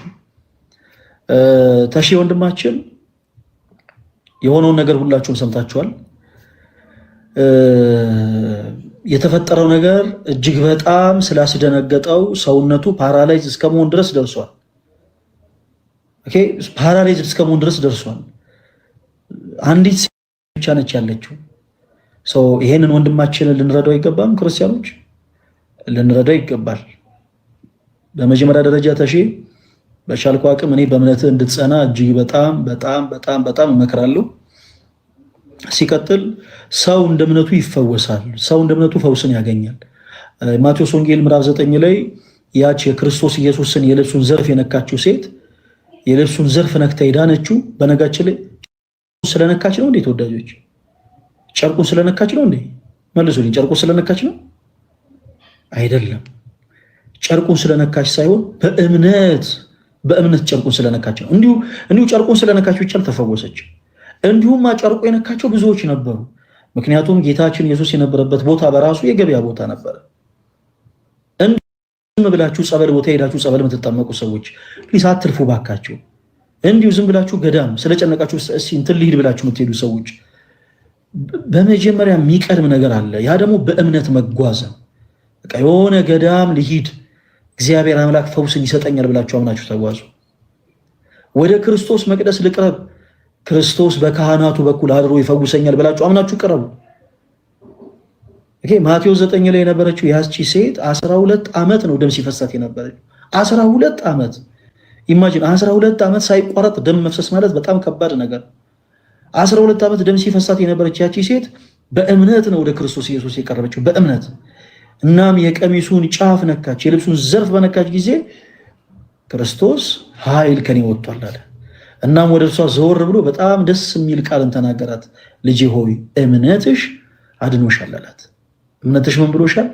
እምነትሽ አድኖሻል። ክርስቲያኖች በጣም ከባድ በሆኑ ችግሮች ስትያዙ፣ በጣም ከባድ በሆኑ ደዌዎች ስትያዙ የሚያድናችሁ እምነታችሁ ነው። ስለዚህ በክርስቶስ ፍጹም እምነት ይኖራችሁ። ፍጹም እምነት። ያላመነ ሰው ጸበል ከገባ ጸበሉ ለሱ ፈውስ ሊሆን አይችልም። ኦኬ እንዲሁ በነገራችን ላይ በዚህ አጋጣሚ አንዳንድ ጊዜ ሰዎችን ይሄ በሰንሰለት ምናምን አስራችሁ ጸበል ቦታ የምትወስዱ ሰዎች እንዲህ አይነት የቤተ ክርስቲያን ስርዓት የለም። እባካችሁ ተው። እንዲሁ ዝም ብላችሁ በግድ የሆነ ጥፍንግንግ አድርጋችሁ ልክ ማዕከላዊ ይሄድ ይመስል ሰውን ጥፍንግንግ አድርጋችሁ ጸበል ቦታ የምትወስዱ ሰዎች እባካችሁ ረፉ። ኦኬ እንዲህ አይነቱ ነገር ጥሩ አይደለም። ይሄ ቤተክርስቲያናችንም ስርዓት አይደለም። አጋንንት የሚታሰረው በክርስቶስ ኢየሱስ ስም እንጂ በሰንሰለት አይደለም። አጋንንት የሚታሰረው በስመ ስላሴ እንጂ በጧፍ አይደለም። እና የሆነ ሰዎችን እንዲህ ጥፍንግ አድርጋችሁ መውሰድ የምትፈልጉ ሰዎች ቢቻል እናንተ ጸበል ብትጠመቁ ጥሩ ነው። ቢቻል እናንተ እንደዚህ የምታደርጉ ሰዎች ተጠቅታችሁ ጸበል ብትጠመቁ ጥሩ ነው። ሰው በእምነት ሲገባ ነው በነገራችን ጸበሉ የሚፈውሰው። ላላመነ ሰው ያ ሻወር ነው የሚሆነው። ላመነ ሰው ነው ያ ጸበል ሆኖ የሚፈውሰው። ስለዚህ ስንጓዝ ወደ ጸበሉ፣ ወደ እምነቱ፣ ወደ መቅደሱ፣ ወደ ሁሉም ነገር ስንጓዝ በእምነት ይሁንና ተሺ ወንድማችን በክርስቶስ ፍጹም እምነት ይኖር። በእምነት ደግሞ ወደ መቅደሱ እንድትጠጋ ፈልጋለሁኝ። እንዴት እናደርጋለን? ሁሉም ነገር ሚዲያ ላይ አይወራም። ዮሴፍም ተሺም ሁሉም ነገር ሚዲያ ላይ አይወራም። ስለዚህ በማማይ በኩል ስልክ ቁጥራችሁን አስቀምጡልኝና ሌላ መንፈሳዊ ማድረግ ያለብህን ነገር ተሺ በቻልነው አቅም በስልክ ለመውረት እንሞክራለን። እዚህ ውስጥ ያላችሁ ኦርቶዶክሳዊ የሆናችሁ እህቶች ወንድሞች፣ ፕሮቴስታንት የሆናችሁ እህቶች ወንድሞች፣ የእስልምና እምነት ተከታይ የሆናችሁ እህቶች ወንድሞች፣ የካቶሊክ እምነት ተከታይ የሆናችሁ እህቶች ወንድሞች፣ የጆባ ዊትነስ፣ የአድቬንቲስት፣ የኦኔሊሰስ እምነት ተከታይ የሆናችሁ እህቶች ወንድሞች፣ ሰውን ለመርዳት ሰው መሆን በቂ ነው እና ይሄንን ወንድማችንን እባካችሁ ሁላችሁም እርዱት። ሁላችሁም በቻላችሁት አቅም እርዱት። በቻላችሁት አቅም ይሄ ሰው እርዳታ ይፈልጋልና ቢቻል እርዳታን መስጠት የሚችሉ ሰዎች ጋር የእሱ ጉዳይ ይደርስ ዘንድ ክርስቲያን የግዴታችሁን ተወጡ። ሁላችሁም ወንድማችንን መርዳት የምትችሉ በውስጥ መስመሪያው ተሾመ በሚለው አካውንት እየገባችሁ ልንረዳ እንፈልጋለን እያላችሁ መልእክት አስቀምጡለት። በቻላችሁት አቅም እርዱት። በሌላው ጉዳይ ግን ቅድም እንዳልኩት ዮሴፍ እና ተሺ በማማይ በኩል ቁጥራችሁን አስቀምጡልኝ። በፐብሊክ ደረጃ ያው ቁጥር ስለማልሰጥ ማለት ነው እና ምን ማድረግ እንዳለበት እሺ አንዳንድ ነገሮችን እነግርሃለሁ። ኦኬ አንዳንድ ነገሮችን በጣም በመንፈስ ህይወት ያን ያክል በጣም ጠንካራ ሆንኩ ሰው አይደለሁኝም፣ ግን በቻልኩት አቅም ኦኬ ሁሉን የሚችል አምላክ አለኝና አንዳንድ ነገሮችን እነግርሃለሁኝ። እነዛን ነገሮች ደግሞ እንደምትጠቀምባቸው ተስፋ አደርጋለሁ። በማማይ በኩል ስለመጣችሁ በእሷ በኩል ስልካችሁን አስቀምጡልኝ። ዮሴፍም ተሺም ስለመጣችሁ በጣም ነው የማመሰግነው።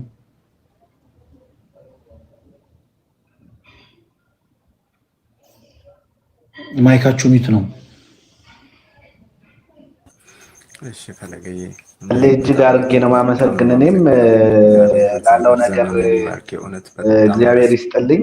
ምንም ልል አልችልም። አገልግሎት ዘመንህን እንግዲህ አርዝምልን። ወጣት የመጣህ እንግዲህ ሐዋርያ ነህና ያው እኛም በመንፈሳዊ ነገር የጎለበትን የጠነከርን አይደለንም፣ እንበረታለን። ከዚህ በኋላ ባይሆን እግዚአብሔር በፈቀደ እንደነገርኩህ ስልክን ለማማይ እናስቀምጣለን። ላለው ነገር አመሰግናለሁ። በጣም እጅግ አድርጌ ነው ማመሰግን። ማማይ ውስጥ አስቀምጥልሻለሁ ስልክሽን። ተሾመ የምታመሰግነው ካለ እንግዲህ አመስግናቸው። አመሰግናለሁ።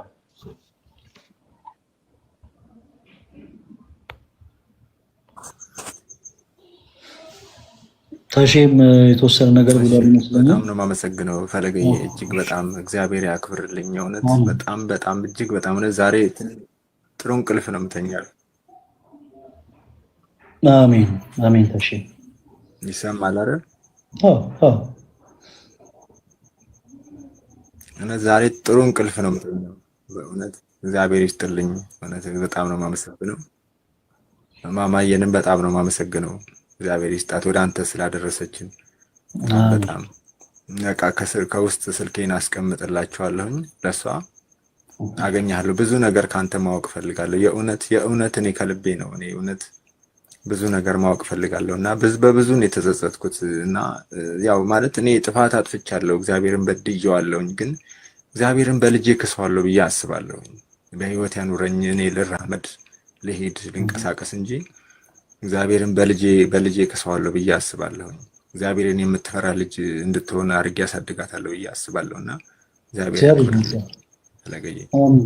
እግዚአብሔር አምላክ ልጅህን እንደ ይስሐቅ ታዛዥ ያደርግልህ። ይህንን ክፉ ጊዜም ደግሞ ጨለማውን አሳልፎ የብርሃኑን ጊዜ ክርስቶስ ኢየሱስ ያምጣልህ። ወንድማችን በርታልን። በጣም እድለኛ ነህ። በልጅህ ብቻ ሳይሆን እግዚአብሔር አምላክ እንዲህ ደግሞ ባለው ወንድም ባርኮሃል። እንደ ዮሴፍ አይነት ያንተ ጭንቀት ጭንቀቱ ሆኖ ያንተ ችግሩ ሆኖ ካንተ እኩል ጊዜን ሰውቶ ያንተን ችግር ለመናገር መፍትሄ እንድታገኝ ለማድረግ የሚታትር ወንድምም ሰጥቷል እግዚአብሔር እና በእውነት በጣም እድለኛ ነህ። በርታ። በነገሮች ሁሉ ተስፋ እንዳትቆርጥ። በጣም ተስፋ የሚያስቆርጡ ነገሮች በህይወት ይመጣሉ። መራብ ይኖራል፣ መጠማት ይኖራል፣ መቸገር ይኖራል፣ ብዙ ነገር በጣም ብዙ ነገር እና በነገሮች ሁሉ ልትጠነክር ይገባል። እግዚአብሔር ደግን ጊዜ እንደሚያመጣ ተስፋ ማድረግ ያስፈልጋል እና በርታ። ሌሎቹ ነገሮች ግን በስልክ እናወራለን። እሺ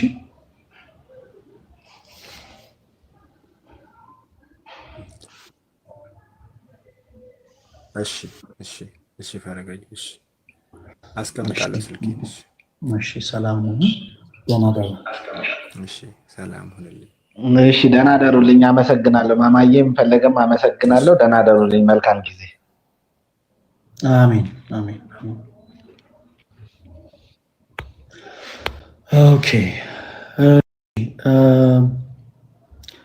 ለማን እድል እንስጥ? ቅምጥ ነው የሚለው ቅምጥል ነው የሚለው ቅምጥል። ሰላም ፈለገ፣ እንዴት አለ? ደህና ነሽ? ስምሽ ነው ይሄ ነገር? ቃል ኪዳን እባላለሁ። ቃሉ፣ እንዴት ነሽ? እግዚአብሔር የተመሰገነ ይሁን። ኦኬ፣ ከየት ቤት እምነት ነው የመጣሽው? ኦርቶዶክስ። ኦኬ፣ እሺ። ለምን ነበር ኦፊስ ላክሽልን? ምን መሰለ ፈለገ፣ ማለት ስጀምርልህ ከመጀመሪያው ታናሽ ወንድም ነበረኝና እንትኑ የክርስትናው አካባቢ ላይ ይታመማል እና በጣም ነው የታመመብን ማለት ነው ከክርስትናው በኋላ። በዛን ሰዓት ደግሞ የአቦን ዘክር ነበረ ከእናቴ ጋር ሆነን ማለት ነው። እና በምን ዘክር ሰዓት ያው በማህበር ሆኖ ስለነበር እዛ ማህበር ላይ አንድ ሰው እንተዋወቃለን። ያ ሰው ምን ይለናል? ይሻለዋል እና የምናደርጋቸው ነገሮች ይኖራሉ፣ ይሻለዋል፣ ደህና ይሆናል ይባላል እና ያ ሰው ወደ ህይወታችን ይገባል። አሁን ኦልሞስት ወንድሜ 6 ዓመት ሆኖታል። ይሄ ይሻለዋል ያለን ሰውም ወደ ህይወታችን ከመጣ 5 ዓመት ምናምን ይሆናል። አሁን ዓመት ሆኖታል ከኛ ህይወት ከወጣ።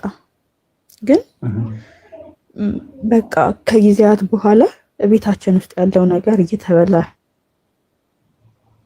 መጣ። ብዙ ነገሮች እየተቀየሩ መጡ። ብዙ ነገሮች መደረግ ተጀመሩ።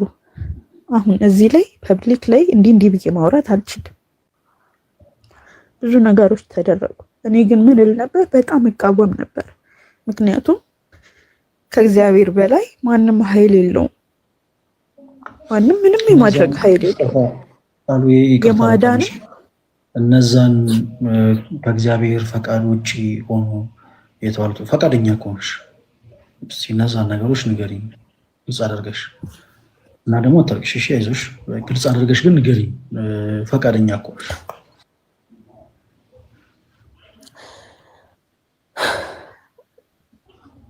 ምን መሰለክ፣ እንደዚህ በቡና አካባቢ ያሉ ነገሮች የሚደረጉ ነገሮች ብዙ ነገሮች ናቸው። እኔ ግን ምን እል ነበር? በቃ ከእግዚአብሔር በላይ ማንም ኃይል የለውም። እናቴም ግራ ገባት፣ ታውቃለህ?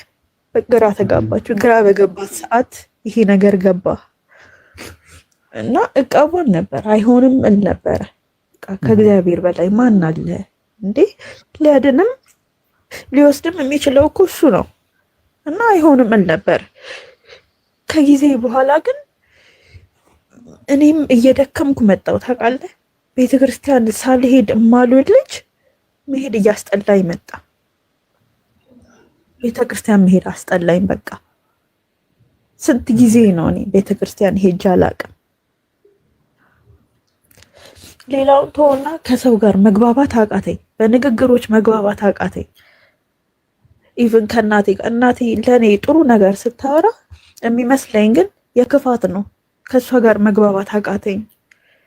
ከእሷ ጋር እንዳልግባባ ሆንኩኝ። የሆነ ሰዓት ላይ ምንም ባልተፈጠረበት ሁኔታ ዝም ብሎ ይከፋኛል። ዝም ብሎ አልቅሽ ይለኛል። በቃ አልቅሽ። ዝም ብሎ የሚሰማኝ ድምፅ ለምን ትኖሪያለሽ? እንደዚህ አይነት ነገር ውስጥ ገባሁኝ። በቃ ከበደኝ። ስራ አለኝ፣ ተመርቄ አሁን አመት ከምናምን ስራ አለኝ፣ ሱቅ ከፍቻለሁ እና ሱቄ በጊዜ መገኘት ሲኖርብኝ ጠዋት የምተኛው እንቅልፍ ግን በቃ ፈለገ፣ እኔ ምን ብዬ ልንገርህ? አልፈልገውም። እኔ ግን አልፈልገውም። በጣም በጠዋት እነሳለሁኝ እኮ 12 ሰዓት፣ ከዛም ቀድሜ ልነሳ እችላለሁ። ካልጋ መውረድ ግን ለኔ ሞት ነው። ለኔ ከባድ ነው። ብዙ ሰው ጉዞዎችን ልሄድ ፈለኩኝ፣ ግን እመዘገባለሁ፣ እከፍላለሁ። እንደ ነገ ሲሆን ግን ያስጠላኛል። በቃ የሆነ የሚይዘኝ ነገር አለ ውስጤ። ይሄ ያልኩክ ሰው ግን አሁን ከኛ ህይወት ከወጣ ኦልሞስት አመት ሊሆነው ነው። ግን በቃ በሃይማኖቴ ለምን እንድደክም ሆንኩ? ለምን ማለት እኔም ድኜ ቤተሰቤን ማዳን የምችል ልጅ ለምን? በጣም ጠንካራ የነበርኩኝ ልጅ ለምን ማለት አንዳንዴ ፈጣሪ እንዴ የለም እንዴ እላለሁ። ፈጣሪ ልጁ አይደለሁም እኔ የምጸልየውን ጸሎት አይሰማኝም ነው ምንድን ነው እላለሁ። ለምን እንድደክም ሆንኩኝ? ለምን ለዚህ አይነት አሰራር ማለት እንዳምን ሆንኩኝ? ይሆናል እንዴ እንደዚህ አይነት አሰራሮች ይሆናሉ እንዴ ብዬ ለምን እንዳምን ሆንኩኝ? እንዴት ብዬ ልመለስ? መልካም ቃሉ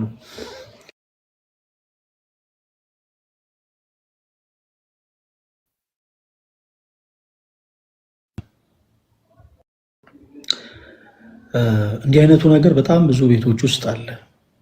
በነገራችን ላይ በከባባድ ልምምዶች ውስጥ ያላችሁ ጭምር ኑ ያለን ስንጠራ የነበረው ለዛ ነው። በእንዲህ አይነቱ ነገርን በጣም ብዙ የተቸገሩ ብዙ ሰዎች አሉ። ቃሉ ማለት ይሄን እንዲህ አይነቱ ጉዳይ እናንተን ቤት ብቻ ያንኳኳ አይደለም። ብዙ ጊዜ ክርስቲያኖች እባካችሁ በጣም በብዙ ነገር ተስፋ ስንቆርጥ፣ ብዙ ነገር ሲጨልምብን ከክርስቶስ ውጪ ሌሎች መንገዶችን አንጠቀም። አንዳንዶቻችን ወደ ባዕድ አምልኮ ቦታዎች፣ አንዳንዶቻችን ወደ ስሁት ወደ ሆኑ ቦታዎች፣ አንዳንዶቻችን ወደ ሐሰተኛው ኢየሱስ፣ ወደ ክህደት ቦታዎች፣ ወደ ተለያዩ አዳራሾች እንተማለን እና በብዙ ነገር እባካችሁን ጌታችሁን አምላካችሁን ክርስቶስ ኢየሱስን አትለውጡት። እርሱ በምንም አልለወጠንም እኛን። አንድ መርሳት የሌለብን ነገር ሰይጣን የሰዎችን ሕይወት በጣም በብዙ አይነት መንገድ ይፈትናል። በጣም በብዙ አይነት መንገድ እንደዚህ የባዕድ አምልኮ ሲስተሞች፣ የጥልቁ ስፒሪት፣ የአጋንንታዊ የአምልኮ ስርዓቶች በአጠቃላይ በጣም ብዙ አይነትና ዘርፈ ብዙ አይነት ናቸው። በጣም አይነት መንገድ ሰዎች ሳያስቡት ራሳቸውን ወደ አምልኮ ህይወት ውስጥ ከተው ይገኛሉ እና ከዚህ ነገሮች ለማምለጥ በነገራችን ላይ ብቸኛው እና አንዱ አማራጭ በንስሐ ህይወት መመለስ ነው። አጥፍተን ነበረ፣ ከክርስቶስ ርቀን ስሁት የሆነ ነገር ወደ ጣዖት ሊሆን ይችላል፣ ወደ ባዕድ ነገር ሊሆን ይችላል፣ ወደ ተለያዩ ነገሮች ራሳችንን ባሪያ አድርገን አቅርበን አስገዝተን ነበረ። አዎ ሊሆን ይችላል። ከዛ ሀገር እንዴት እንውጣ? ኦኬ ዋት በንስሐ ህይወት መመለስ። በነገራችን ላይ ሰይጣን እንኳን የእናንተን ህይወት ፊክስ ሊያደርግ ይቀርና እንኳን በህመም በደዌ የተያዙ የቤተሰቦቻችሁን አካል ነፃ ሊያወጣ ይቀርና በእናንተ ላይ አንዳች ስልጣን የለውም። አንዳች ስልጣን። ክርስቲያኖች እባካችሁን አትሞኙ። እስፔሻሊ በዚህ ዘመን ወንጌል በሁሉም አቅጣጫ በሚሰበክበት በዚህ ዘመን እባካችሁ አትታለሉ። ልጄ ታማብኛለችና ፕሮቴስታንት ሁሉን የምትሉ ሰዎች እባካችሁን ተረጋጉ። ልጄ ታሞብኛልና የሆነ እንደው አንድ አዋቂ ያለ እሱ ጋር ሄጄ ልስገድ የምትሉ እንደው እናቴ አባቴ ታመዋል እና እነሱ ሊፈወሱ አልቻሉም እና የሆነ ባዕድ ነገር ላምልክ የምትሉ ሰዎች እባካችሁን ተረጋጉ። ራሳችሁን ለዲያብሎስ ቀንበር መልሳችሁ አታስገዙ። የዮሐንስ ወንጌል ምዕራፍ 1 ከቁጥር 12 ላይ ምን እንደሚል ላንብብልሽ። የዮሐንስ ወንጌል ምዕራፍ 1 ከቁጥር 12 እንደዚህ ይላል፣ ለተቀበሉት ሁሉ ግን በስሙ ለሚያምኑት ለነርሱ የእግዚአብሔር ልጆች የሆኑ ዘንድ ስልጣንን ሰጣቸው ይላል። የማን ልጆችን የሆኑ ዘንድ? የእግዚአብሔር ልጆች። ጋይስ የእግዚአብሔር ልጆች ከመሆን የበለጠ ትልቅ ስልጣን የለም። እኛ ማንን? የእግዚአብሔር ልጆች። እናንተ ማናችሁ? የእግዚአብሔር ልጆች። ይሄ ስልጣን ተሰጥቷችኋል። በስሙ ላመናችሁት ለእናንተ በስሙ ያመናችሁ እናንተ ደግሞ መልሳችሁ ራሳችሁ ለዲያብሎስ ባሪያ አድርጋችሁ አስገዙ አይገባም። ራሳችሁን ከባዕድ አምልኮ ቦታዎች በምንም ተአምር ቀንበራቸው ስር በፍጹም ልትገቡ አይገባም። ስሁት ወደሆኑ ቦታዎች ወደ ሐሰተኛው ኢየሱስም ጭምር ልትጠሙ አይገባም። ምክንያቱም እናንተ ማናችሁ? የእግዚአብሔር ልጆች ናችሁ። ልክ ዮሐንስ እንዳለው በስም የሚያምኑ ሁሉ የእግዚአብሔር ልጆች የሆኑ ዘንድ ምን ሰጣቸው ይላል? ስልጣን ሰጣቸው። እናንተ ባለስልጣን ናችሁ፣ ባለስልጣኖች ናችሁ ክርስቲያኖች። እነ ኢያሱ በሰማይ ላይ ፀሐይን 5 ዓመት ያቆሙት ባለስልጣን ስለሆኑ፣ የነ ጴጥሮስ የነ ጳውሎስ ጥላ ድውያንን የፈወሰው ባለስልጣን ስለሆኑ ነው። እንዴ በደንብ እናስተውል እንጂ ተወዳጆች። እነ እስጢፋኖስ በድንጋይ የተወገሩ ስለሚወግሯቸው ሰዎች ጸሎትን የጸለዩት ምህረትን የለመኑት ሰማዕት የሆኑ ስለ ክርስቶስ ስለምን? ባለስልጣን ስለሆኑ ነው። እናንተም ደግሞ ባለስልጣኖች ናችሁ። በክርስቶስ ኢየሱስ የምታምኑ ባለስልጣኖች ናቸው። ስለዚህ የአጋንንት እስራት በክርስቶስ ኢየሱስ በስመ ሥላሴ ቀጥቅጣችሁ ረግጣችሁ መጣል ትችላላችሁ። እና በሆነሽ ነገር ተይዣለሁ ብላችሁ በአንዳች ነገር ተፈትኛለሁ ብላችሁ እምነታችሁን የምትለውጡ ሰዎች፣ ራሳችሁን ለዲያብሎስ ቀንበር የምታስገዙ ሰዎች በንስሐው ተመለሱ። ቃል በቤታችሁ በጣም ብዙ ነገር አልፈዋል። በጣም ብዙ ፈተናዎች ተፈጥረዋል። ብዙ ነገሮች ሆነዋል። ኦኬ ሰው እንዴት ነው መመለስ ያለብን? ሌላ ተጨማሪ አንድ የመጽሐፍ ቅዱስ ጥቅስ ላንብብልሽ ፕሊስ። እንዴት ነው መመለስ ያለብን ተወዳጆች? እንዲህ አይነቱ ነገር ሲገጥመን እንዴት ነው መመለስ ያለብን? አንድ መንገድ ነው ያለን። አንድ መንገድ በክርስቶስ ምናምን ሆነን ከዛ በኋላ ስውት ወደሆኑ ቦታዎች ሄደን እንዲህ አይነቱ ከባድ የሆነ ነገር በህይወታችን ሲገጥመን ወደ ክርስቶስ ኢየሱስ መመለስ ብንፈልግ እንዴት ነው መመለስ የምንችለው? መመለስ የምንችልበት አንድ መንገድ ብቻ አለ። እሱም ደግሞ ምንድነው? ንስሐ። አጭርና አጭር ንስሐ ብቻ። ወይኔ ጌታዬ ወይ ቻርጅ ሰክቼ ለምን ቻርጅ የማያደርገው? ምን አይነት ይሄ ራሱ አንድ አጋንንት ነው ትላላችሁ? እሺ ላምብላችሁ ቃሌ የዮሐንስ ወንጌል ምዕራፍ 14 ከቁጥር 6 ላይ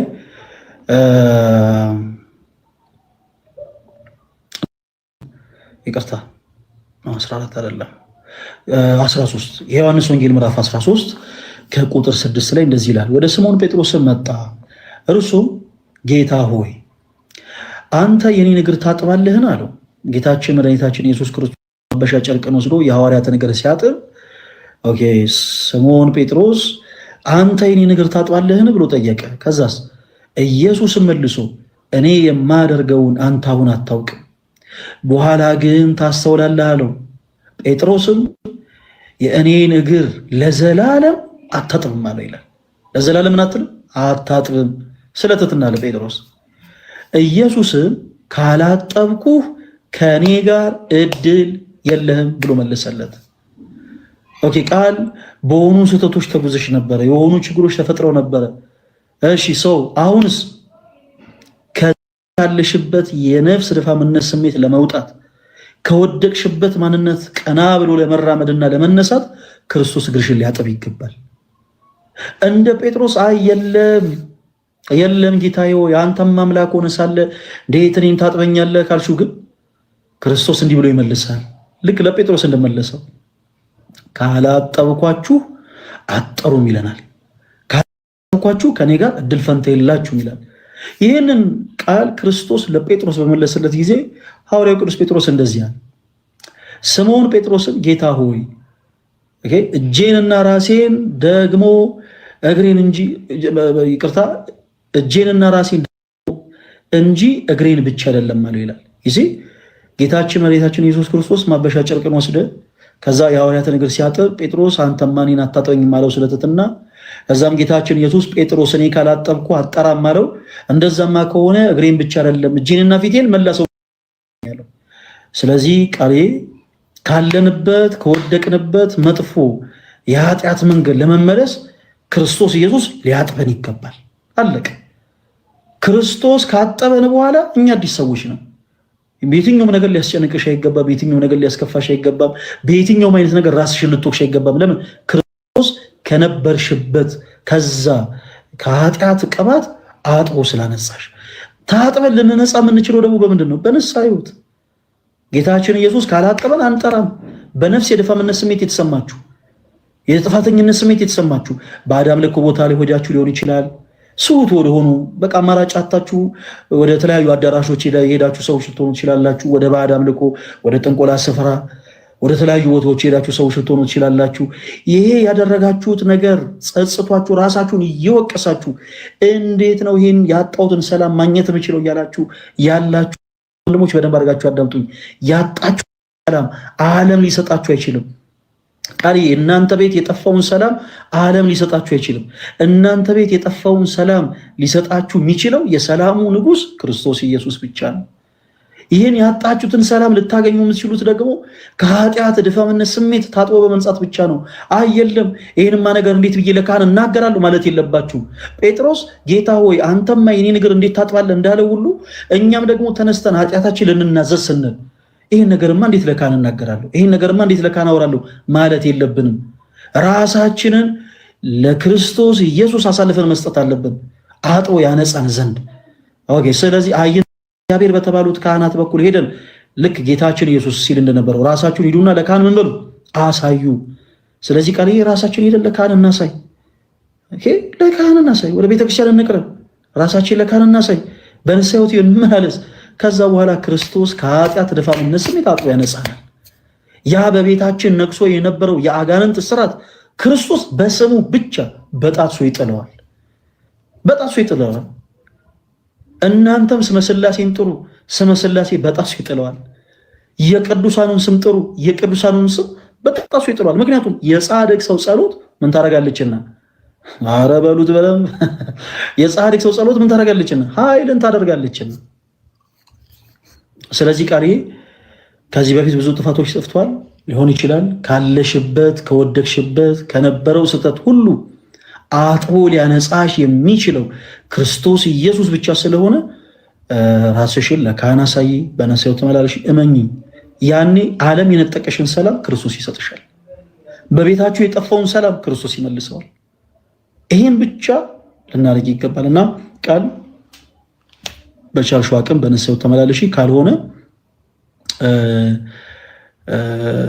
በውስጥ መስመር መልእክት አስቀምጪልንና ባለሽበት አካባቢ ባለሽበት ቦታ ሊቀርብ የሚችሉ ካህንን ለማገናኘት እንሞክራለን። ግን አንዳንድ ጊዜ እኛን የግድ ማስቸገርም የለባችሁም።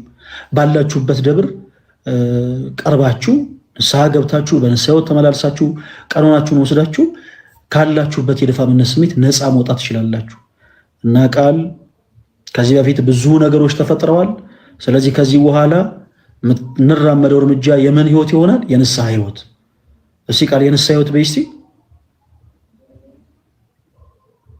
የንስሐ ህይወት አለቀ። ስለዚህ ከዚህ በፊት ከወደቀ ማንነት፣ አንቺ ካጠፋሽው ጥፋት፣ በቤት ውስጥ ከጠፋው ጥፋት፣ ሁላችሁም ጋር ከነበረው ስህተት ሁሉ ከእንደገና ዳግም አጥቦ ሊያነጻን የሚችለው ክርስቶስ ኢየሱስ ነውና ምን አይነትን መንገድ መጓዝ አለብን? ምን አይነትን ህይወት ቃሌ ሲደግምሽ ወይ የንስሐን ህይወት መከተል አለብን። አንቺ ጎበዝ ተማሪው ነሽ ልጅ። ስለዚህ እንዳትረሺ። ቀጣይ ኔክስት ዊክ አርብ ሁለተኛው ዙር የኦርቶዶክስ የመልካም ወጣት መርሃ ግብራችንም ላይ አንቺንም ጭምር ኤክስፔክት እናደርግ። እስካሁን የቀጠርናት አንዲት እህታችንን ነው። አንቺንም ኤክስፔክት እናደርግሻለን። አንቺም እንዳትቀሪ ያሉትን ነገሮች ከዛ በኋላ ደግሞ እናወራለን። እሺ፣ የተለወጡ ነገሮች፣ የተራመድሻቸውን እርምጃዎች፣ ሁሉ ነገር በደንብ አድርገን እናወራለን። እግዚአብሔር አምላክ ከአንቺ ጋር ይሁን።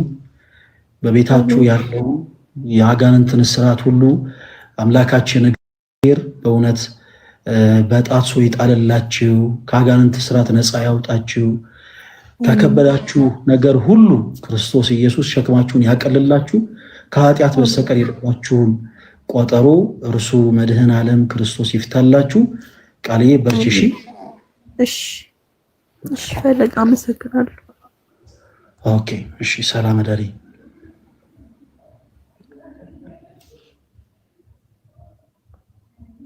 ኦኬ የኔ ተወዳጆች ዛሬ እጅግ በጣም ደስ የሚል ጊዜ ነበረን። ለምን እንደሆነ አላውቅም። እንግዲህ መብራት አለ። በነገራችን ላይ እኔ የምኖርበት ቤት መብራት ጠፍቶ ከሰፈሬ እያንዳንድሽ ሁልሽም አድምጪ፣ ከሰፈሬ የአራት ታክሲ መንገድ ተጉዤ ነው መጥቼ ሰው ቤት ነው ላይቭ የገባሁት። ሰው ቤት ስለ እውነት ነው የምላችሁ። እና እዚህም ደግሞ ሪንግ ላይት ላይ ሰክቼ እንግዲህ ላይቭ ለመግባት ሞከርኩኝ። ኦልሞስት አሁን ወደ 10% ደርሷል። ባትሪውም ቻርጅ ሊያደርግልኝ አልቻለም። ኤኒዌይስ ጥሩ ጊዜ አሳልፈናል። የሆነ ሆኖ ጥሩ በጣም ደስ የሚል ጊዜ አሳልፈናል። እግዚአብሔር አምላክ ስሙ የተመሰገነ ይሁን። ወደ ወንድሞች ወደ እህቶች ከመሄዴ በፊት ይሄንን የጀመርነውን የኦርቶዶክስ የመልካም ወጣት መርሃ ግብራችንን ስሙን አንቀይረውም። እሺ እንደውም አንቀይረውም። ለምንድን ነው የማንቀይረው? የጉባኤያችን ስም በነገራችን ላይ ጉባኤ ፈለገ አትናቴዎስ ነው እና ሰዎችን ወደ ኦርቶዶክስ የመልካም ወጣት ለማቅረብ ወደ ኦርቶዶክስ የመልካም ወጣት ለመገንባት በጀመርነው ቻሌንጅ ላይ በጣም ብዙ አካላት በተደጋጋሚ ሲንጫጩ ሰማን። ሳናቅ የነካነው ነገር አለ ማለት ነው የሚል ነገር የተረዳ ነው። አንዳንድ ጊዜ ቤታችሁ ገና ስትገቡ ስትራመዱ የሆነ ጪጪ የሚል ድምፅ ከሰማችሁ በርከት ያሉ አይጦች አሉ ማለት ነው። ስለዚህ እንዲህ አይነት ድምፅ ስትሰሙ አማራጮቹ ሁለት ነው። ወይ ወፈር ደንደን ያለች ድመት ገዝታችሁ ቤታችሁ ታስገባላችሁ፣ ወይም ደግሞ ዘራ ልዩ የሆነ መድኃኒት ገዝታችሁ ወደ ቤታችሁ ትገባላችሁ ማለት ነው። ስለዚህ እኛም ያንን ያደረግነው እጅግ በጣም ቺቺቺ የሚሉ ብዙ የሆኑ የአይጥ ድምፆችን እየሰማን ነው እና ባጭሩ የተረዳነው ነገር የማይነካ ነገር ነክተናል። እግዚአብሔር የተመሰገነ ይሁን። ሰዎች ምንም ነገር ይበሉ፣ እናንተ ኮራጆች ይበሉ፣ እንኳን ኮራጅን፣ እናንተ ሌቦች ይበሉ፣ እንኳን ሌባ ሆነን፣ እናንተ ክርስቶስን አታውቁትም ይበሉ፣ እንኳን አሉ። እኛ ዝም ብለን መቀጥቀጥ ያለብንን እንቀጠቅጣለን። ይሰማል? እደግመዋለሁ። ዝም ብለን መቀጥቀጥ ያለብንን እንቀጠቅጠዋለን። በነገራችን ላይ ዱላ የበዛበት ሌባ ይለፈልፋል ይባላል እና ዱላ የበዛበት ሌባ በለፈለፈ ቁጥር እኛ አንሸበርም። ወደዳችሁም ጠላችሁም ይሄ ስም አይቀየርም። ስትፈልጉ ፍርድ ቤት አቁሙ።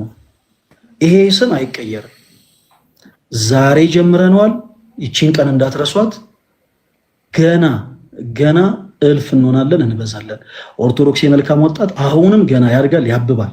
ኦኬ አመት ጠብቀን አይደለም የምናዘጋጀው። በላይቭ ስትሪማችን ላይ በየሳምንቱ በላይቭ ስትሪማችን ዓርብ ከምሽቱ 3 ሰዓት ኦርቶዶክስ የመልካም ወጣት መርሃ ግብራችንን አሁንም ይቀጥላል። አሁንም ላላወቁ ሰዎች ሌሎች እዚህ ውስጥ ያላችሁ እህቶች ወንድሞች እንዲያውቁ ሁላችሁ ሼር፣ ኮፒ ሊንክ ማድረጋችሁን እንዳትረሱ። ሌላው በአመት አንድ ጊዜ ደግሞ የሚዘጋጅ የኦርቶዶክስ የመልካም ወጣት መርሃ ግብርን በሚሊኒየም አዳራሽ ለማዘጋጀት እንግዲህ ጎንበስ ቀና እያልን ነው። ማን ከረዳን? እግዚአብሔር ከረዳን ይሄንን በሚሊኒየም አዳራሽ የምናደርገው የኦርቶዶክስ የመልካም ወጣት መርሃ ግብር በነገራችን ላይ ያለ አይደለ 800 ሰዎችን ወይም ደግሞ 700 ሰዎችን ሰብስበን አይደለም የምናደርገው። በደንብ አድርጋችሁ ቁጥሩን አዳምጡኝ። ከ20 እስከ 50 ሺህ ሰዎችን ነው ኢንቫይት የምናደርገው እና በሚሊኒየም አዳራሽ አይናችሁ እያየ የኦርቶዶክስ የመልካም ወጣት መርሃ ግብራችን እናዘጋጃለን። ይህንን ለማድረግ 4 ሚሊዮን ብር ያስፈልገናል እና የምታግዙ ሰዎች ካላችሁ እንድታግዙ በሁሉ ጊዜ ስም እንጠይቃለን። ስፔሻሊ በውጭ ዓለም የምትኖሩ እናንተ ትንሽ የምታደርጓት ነገር እዚህ ትልቅ ስራ እንትሰራለች እና ፈለገ አትናቴዎስ ከውጭ በጣም ብዙ ገንዘብ ሰፖርት ይደረጋል። አዎ ሰፖርት ይደረጋለሁ እና ሰፖርት ደግሞ ተደርጌ ይሄንን ጉባኤ አዘጋጅ እያሳያችኋለሁ እና ማገዝ የምችሉ ሰዎች ካላችሁ እገዛችሁ ያስፈልገናል። በውስጥ መስመር መልእክት አስቀምጡልን ለማለት እወዳለሁ። እወዳችኋለሁ። ባትሪ ሳይዘጋ ቶሎ ለእናንተ እድል ልስጥ። እንኳን ደህና መጣሽ። እስኪ የሆነ ነገር በይኝ ፕሊዝ። እንኳን ደህና ቆያችሁ። እንዴት ናችሁላችሁ? ማማዬ፣ ናታን፣ ሄለን ሁላችሁም እዚህ ጋር ያላችሁ ሰዎች ሰላም እንደናንተ ይሁን። በጣም ደስ ብሎኛል እንደዚህ አይነት በጣም ብዙ ሰው ባለበት እንደዚህ ፕሮግራም በመዘጋጀቱ እድል ላገኘ። አክቹዋሊ ብዙ የምናገረው ነገር የለኝም። ላይቭ ዘግቼ የመጣሁት አጋጣሚ ተኝቼ ቆየሁኝና በጊዜ መግባት አልቻልኩም። ይቅርታ ይደረግልኝ። እንግዲህ የዛሬ ሳምንት በጊዜ እንገናኛለን ብዬ አስባለሁ። ግድ ነው። የተማርነውን በልቦናችን ያስቀምጥልን። ወዳችኋለሁ። አሜን። ናቱ ዲያቆን ቃሉት ያሰማልን። እንዴት አሉ? በረከቶት ይደርብን። ወንድማችን ተጠምቀሃል? ግን ማለት ከተጠመቀ ሰው ጋር ስታወራ ያው ንግግር ወንድማችን ማማዬ አሁን አልሄድብሽም፣ ግን ችግር የለውም። እንዴት ናችሁ? ሰላም ብያለሁ። ሁላችሁ ሰላም ብያለሁ። አይ ቲንክ ባትሪም የለም ምናምን መሰለኝ። ከስርም ያላችሁ እንኳን አደረሳችሁ። ያው ሁሉ ተብሏል። እኔ አንድ መልእክት አለኝ የተባለውና ሁላችሁም በልባችሁ ያዙት ያንን እና የአሁኑ እሁድ ቅዳሴ ማንም እንዳይቀር፣ የአሁኑ እሁድ ቅዳሴ ማንም እንዳይቀር። አራዳ ማለት ያው የሚያስቀድስ ነው። እናም ቅዳሴ መሄድ ብቻም ሳይሆን ደግሞ ለስጋው ደግሞ በጣም መፋጠር መቻል አለብን ሁላችንም ምናምን ያንን ያዙ። ንሳው እንዳለ ሆኖ ማለት ነው። ብዙም በድፍረት ሳይሆን ያው ያውቃሉ ክርስቲያኖች ለነገሩ እና ይሄን ለመናገር ነው። በቃ ሰውየው ተቆሪ አመሰግናለሁ። እኔንም አስታውሱኝ። የአሁኑ እሁድ ሰሚት ጊዮርጊስ ቤተክርስቲያን ጉባኤ ያለ እና እዛ እንዳትቀሩ እሺ። አዲስ አበባ ያላችሁ እህቶች ወንድሞች፣ ሰሚት ጊዮርጊስ ቤተክርስቲያን ሁላችሁም እንዳትቀሩ። እኔም አለው ወንድማችሁ ዘማሪ ብስራት በ21 ሚዲያ ላይ የምታውቁት ዘማሪ ብስራትም አለ እና ሁላችሁም እንዳትቀሩ። ማማይ የምትይው ነገር ካለ ላንቺ ምድል ውስጥ 9% ቀርቷል። እሺ በጣም ነው የምናመሰግነው። ኑሃሚ ሰላም ላንቺ ይሁን። ሄለን ምናምን ሁላችሁም ሰላም ብያለሁ። ነገ ፕሮግራም አላችሁ። ቪዲዮ አልሰራሁትም እና ኢዮብ ዘሚካኤል እንዴ ልዘጋ ነው እንፈልግ አረኮፍ እያማርጓል እና ነገ ፕሮግራም አለ። ኢዮብ ዘሚካኤል ዩቲዩብን ሰብስክራይብ አድርጋችኋልና ላይቭ ላይ ይገኛሉ። ሁላችሁም ሰብስክራይብ አድርጓቸው። ቪዲዮ አለቀኩም ልለቅቅ ብዬ እረሳሁት። በቃ እንደውም ፈለገ ጋር ስገባ በዛው አስታውሳለሁ ብዬ ነውና ሰብስክራይብ አድርጉ የዮዋን ዩቲዩብ። ነገ እናገኛቸዋለን ማለት ነው። እናመሰግናለን ፈለገ። ሁላችሁም ስለነበራችሁ ቆይታ ስለነበረን ቆይታ ሁላችሁንም እናመሰግናለን። ቃሉት ያሰማልን። አሜን አሜን። ሄሉ ተወዳጅ ምትው ነገር አለ?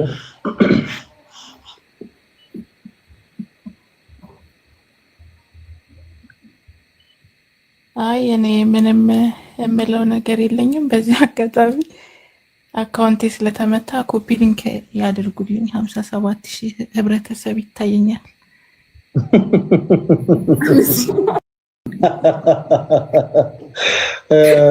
አንዱ እንደዛ ብሏል። ኦኬ እሺ 57,000 ህብረተሰብ ሁላችሁ በዚህ በኩል ያለውን እያዩ ነው መሰለኝ የሚሳሳቱት አይደል? ብዙ ሰዎች እቺ ታብታብ የምትደረገው 7.5 ሚሊዮን አስቢው እንግዲህ እኔ አሁን ጀማሪ ሆን 7.5 ሚሊዮን ህዝብ አለ እና ሁላችሁም በደንብ ምናምን ነበር። ኤኒዌይስ ስለነበረን ጊዜ ሁሉ አምላካችን እግዚአብሔር ስሙ የተመሰገነ ይሁን። ኦርቶዶክስ የመልካም ወጣት እንግዲህ ዛሬ ተጀምሯል። ቀጣይ ሳምንት አርብ ደግሞ እንገናኛለን። ቀጣይ ሳምንት አርብ ስጋዋን በመሸጥ የምትኖር እህታችንን ጭምር ትገኛለች። አንቺ በጣም ተወዳጅ የሆነች እህት መስለ እሷንም ሌሎችንም እህት ወንድሞችንም ኢንቫይት እናደርጋለን። እንግዲህ ገስለ የሚገቡት ሰዎች ውስን ቢሆኑም የነሱ ህይወት ለነሱ ደግሞ የምናቀብለው ቃል ብዙዎቻችሁን ይዳሰሳልና የብዙዎቻችሁን ህይወት ይለውጣል ብለን ተስፋ እናደርጋለን እና በዚህ አጋጣሚ እንዳትረሱ ኦርቶዶክስ የመልካም ወጣት መርሃ ግብራችንን እንግዲህ በየቲክታክ ፕላትፎርም በየሳምንቱ 40 ነው የሚዘጋጀው። በአመት አንድ ጊዜ ግን በሚሊኒየም አዳራሽ እስከ 50,000 ሰው የሚገኝበት ትልቅ መርሃ ግብር ለማዘጋጀት ጎንበስ ቀና እያለን ነው። ጉባኤው ከተዘጋጀ ከአንድ ወር በኋላ ደግሞ ለአንድ ወር ተከታታይ ትምህርቶችን እንዲወስዱ ካደረግን በኋላ ካህናት አባቶችን ካገናኘናቸው በኋላ ደግሞ ያው እንግዲህ ለዚህ ነገር ብቁና ፈቃደኛ የሚሆኑ እህት ወንድሞችን ይዘን ቅዱስ ስጋውን ክቡር ደሙን የመቀበል መርሃ ግብር ልናዘጋጅ ነው። ጋይስ ልናዘጋጅ ነው። እግዚአብሔር አምላክ ይርዳን። የእናንተም ጸሎት አይለየን። ሁላችሁም በጸሎታችሁ ገብረ ሕይወት እያላችሁ አግዙ። እሺ ገብረ ሕይወት እያላችሁ አግዙ።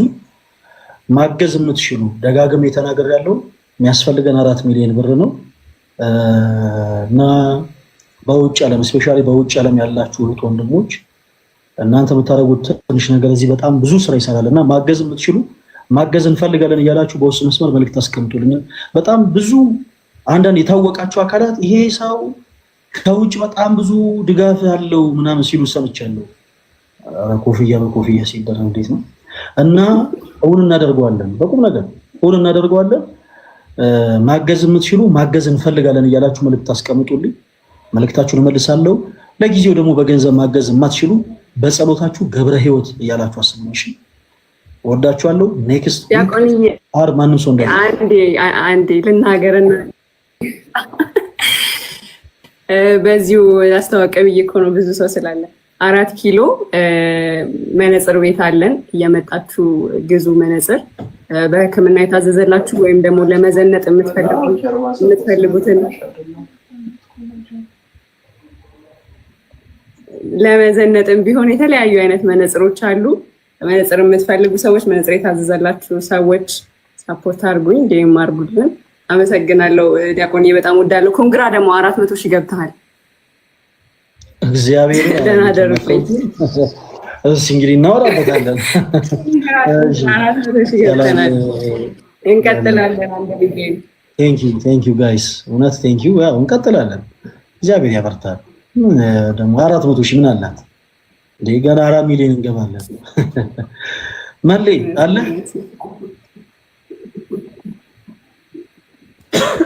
ዲያቆንዬ ሰላም ብያለሁ። የኔ አባት ሰላም ብያለሁ። እንዴት አለ? እግዚአብሔር ይመስገን አለን። ዛሬ በጣም ደስ ይል ነበረ። ያው እንግዲህ እንዲቀጥል ብቻ ነው ጸሎት የምናደርገው፣ እንዳይቆም ይሄ ነገር በምንም ታምር። ያው እንግዲህ ቀጥለን ከዚህ በላይ እየተማርን ቤተክርስቲያንን አውቀን ያው ኦርቶዶክሳዊ ወጣት ስናማተብ አድርጎ ከመዞር የዘለለ እውቀት እንዲኖረን እንግዲህ እንዲህ አይነት ፕሮግራሞች በጣም ወሳኝነት አላቸው። እግዚአብሔር ያብርታ። እናንተ በጸሎታችሁ አስቡን። መሌ እንግዲህ ኔክስት ዊክ ሌላ ደግሞ አሪፍ የሆነ ማስታወቂያ ኤክስፔክት እናደርጋለን። ምንም ችግር የለውም። እኔ ያው ሁሌ ስታንድ ባይ ነኝ። እዚህ ህዝብ ፊት ቃል አታስገባኝ፣ ግን እኔ እግዚአብሔር በፈቀደ መልኩ ሁሌም ከቤተ ክርስቲያን ጎን መቼም አንተን አይደለም ባይዘው ያገለገልኩ ያለሁት እስከሚገባኝ ድረስ በቃ እንደ አቅሜ እንግዲህ ሳይገባኝ ከአንተ የበለጠ ፎሎወር አለኝ። ሳይገባኝ ነው በነገራችን ላይ ሞራል መንካት እንዴ! አረ ምን እየተካሄደ ነው ጎበዝ? እና ያው አንዳንዴ ተገልብጦ ይሄ 600 ሺህ አንተ ጋር መጥቶ 1 ሚሊዮን ብትገባለህ ብዙ ሰው ጋር ደርሰ ያው ብዙ የጠፉ በጎችን ወደ ቤተክርስቲያን እንዲጨመሩ ስለምታደርግልን እናመሰግናለን። እግዚአብሔር ጸጋውን ያብዛል። ሌላ ምንም አይባልም። አሜን አሜን። መልዬ ሁላችሁንም በጣም ነው የማመሰግነው ጋይስ። በእንግዲህ ባትሪ ዘጋ 6% ነው የቀረው። ሳልፈልግ ነው ላይቬን የምዘጋው። እንደዚህ ቶሎ አንዘጋም። እሺ ኔክስት ዊክ ለብዙዎቻችሁ እድል እንሰጣለን። ለብዙዎቻችሁ እንድታወሩ ከኛ ጋር እንድትወያዩ እድል እንሰጣለን እና ቀጣይ ሳምንት ዓርብ ማታ 3 ሰዓት ማንም ሰው እንዳይቀር በናፍቆትና በጉጉት የምንጠብቀው ቀን ይሆናል። ዛሬ በእውነት ሁላችሁም በደንብ መልእክቱ ለብዙዎች እንዲዳረስ በደንብ ሼር፣ በደንብ ኮፒ ሊንክ ታደርጉ ስለነበር እጅግ በጣም አድርጌ ነው የማመሰግነው። የጌታችን የአምላካችን የመድኃኒታችን የኢየሱስ ክርስቶስ ጸጋና ሰላም ከሁላችሁ ጋር ይሁን። እወዳችኋለሁ። ሰላም አዳሩልኝ።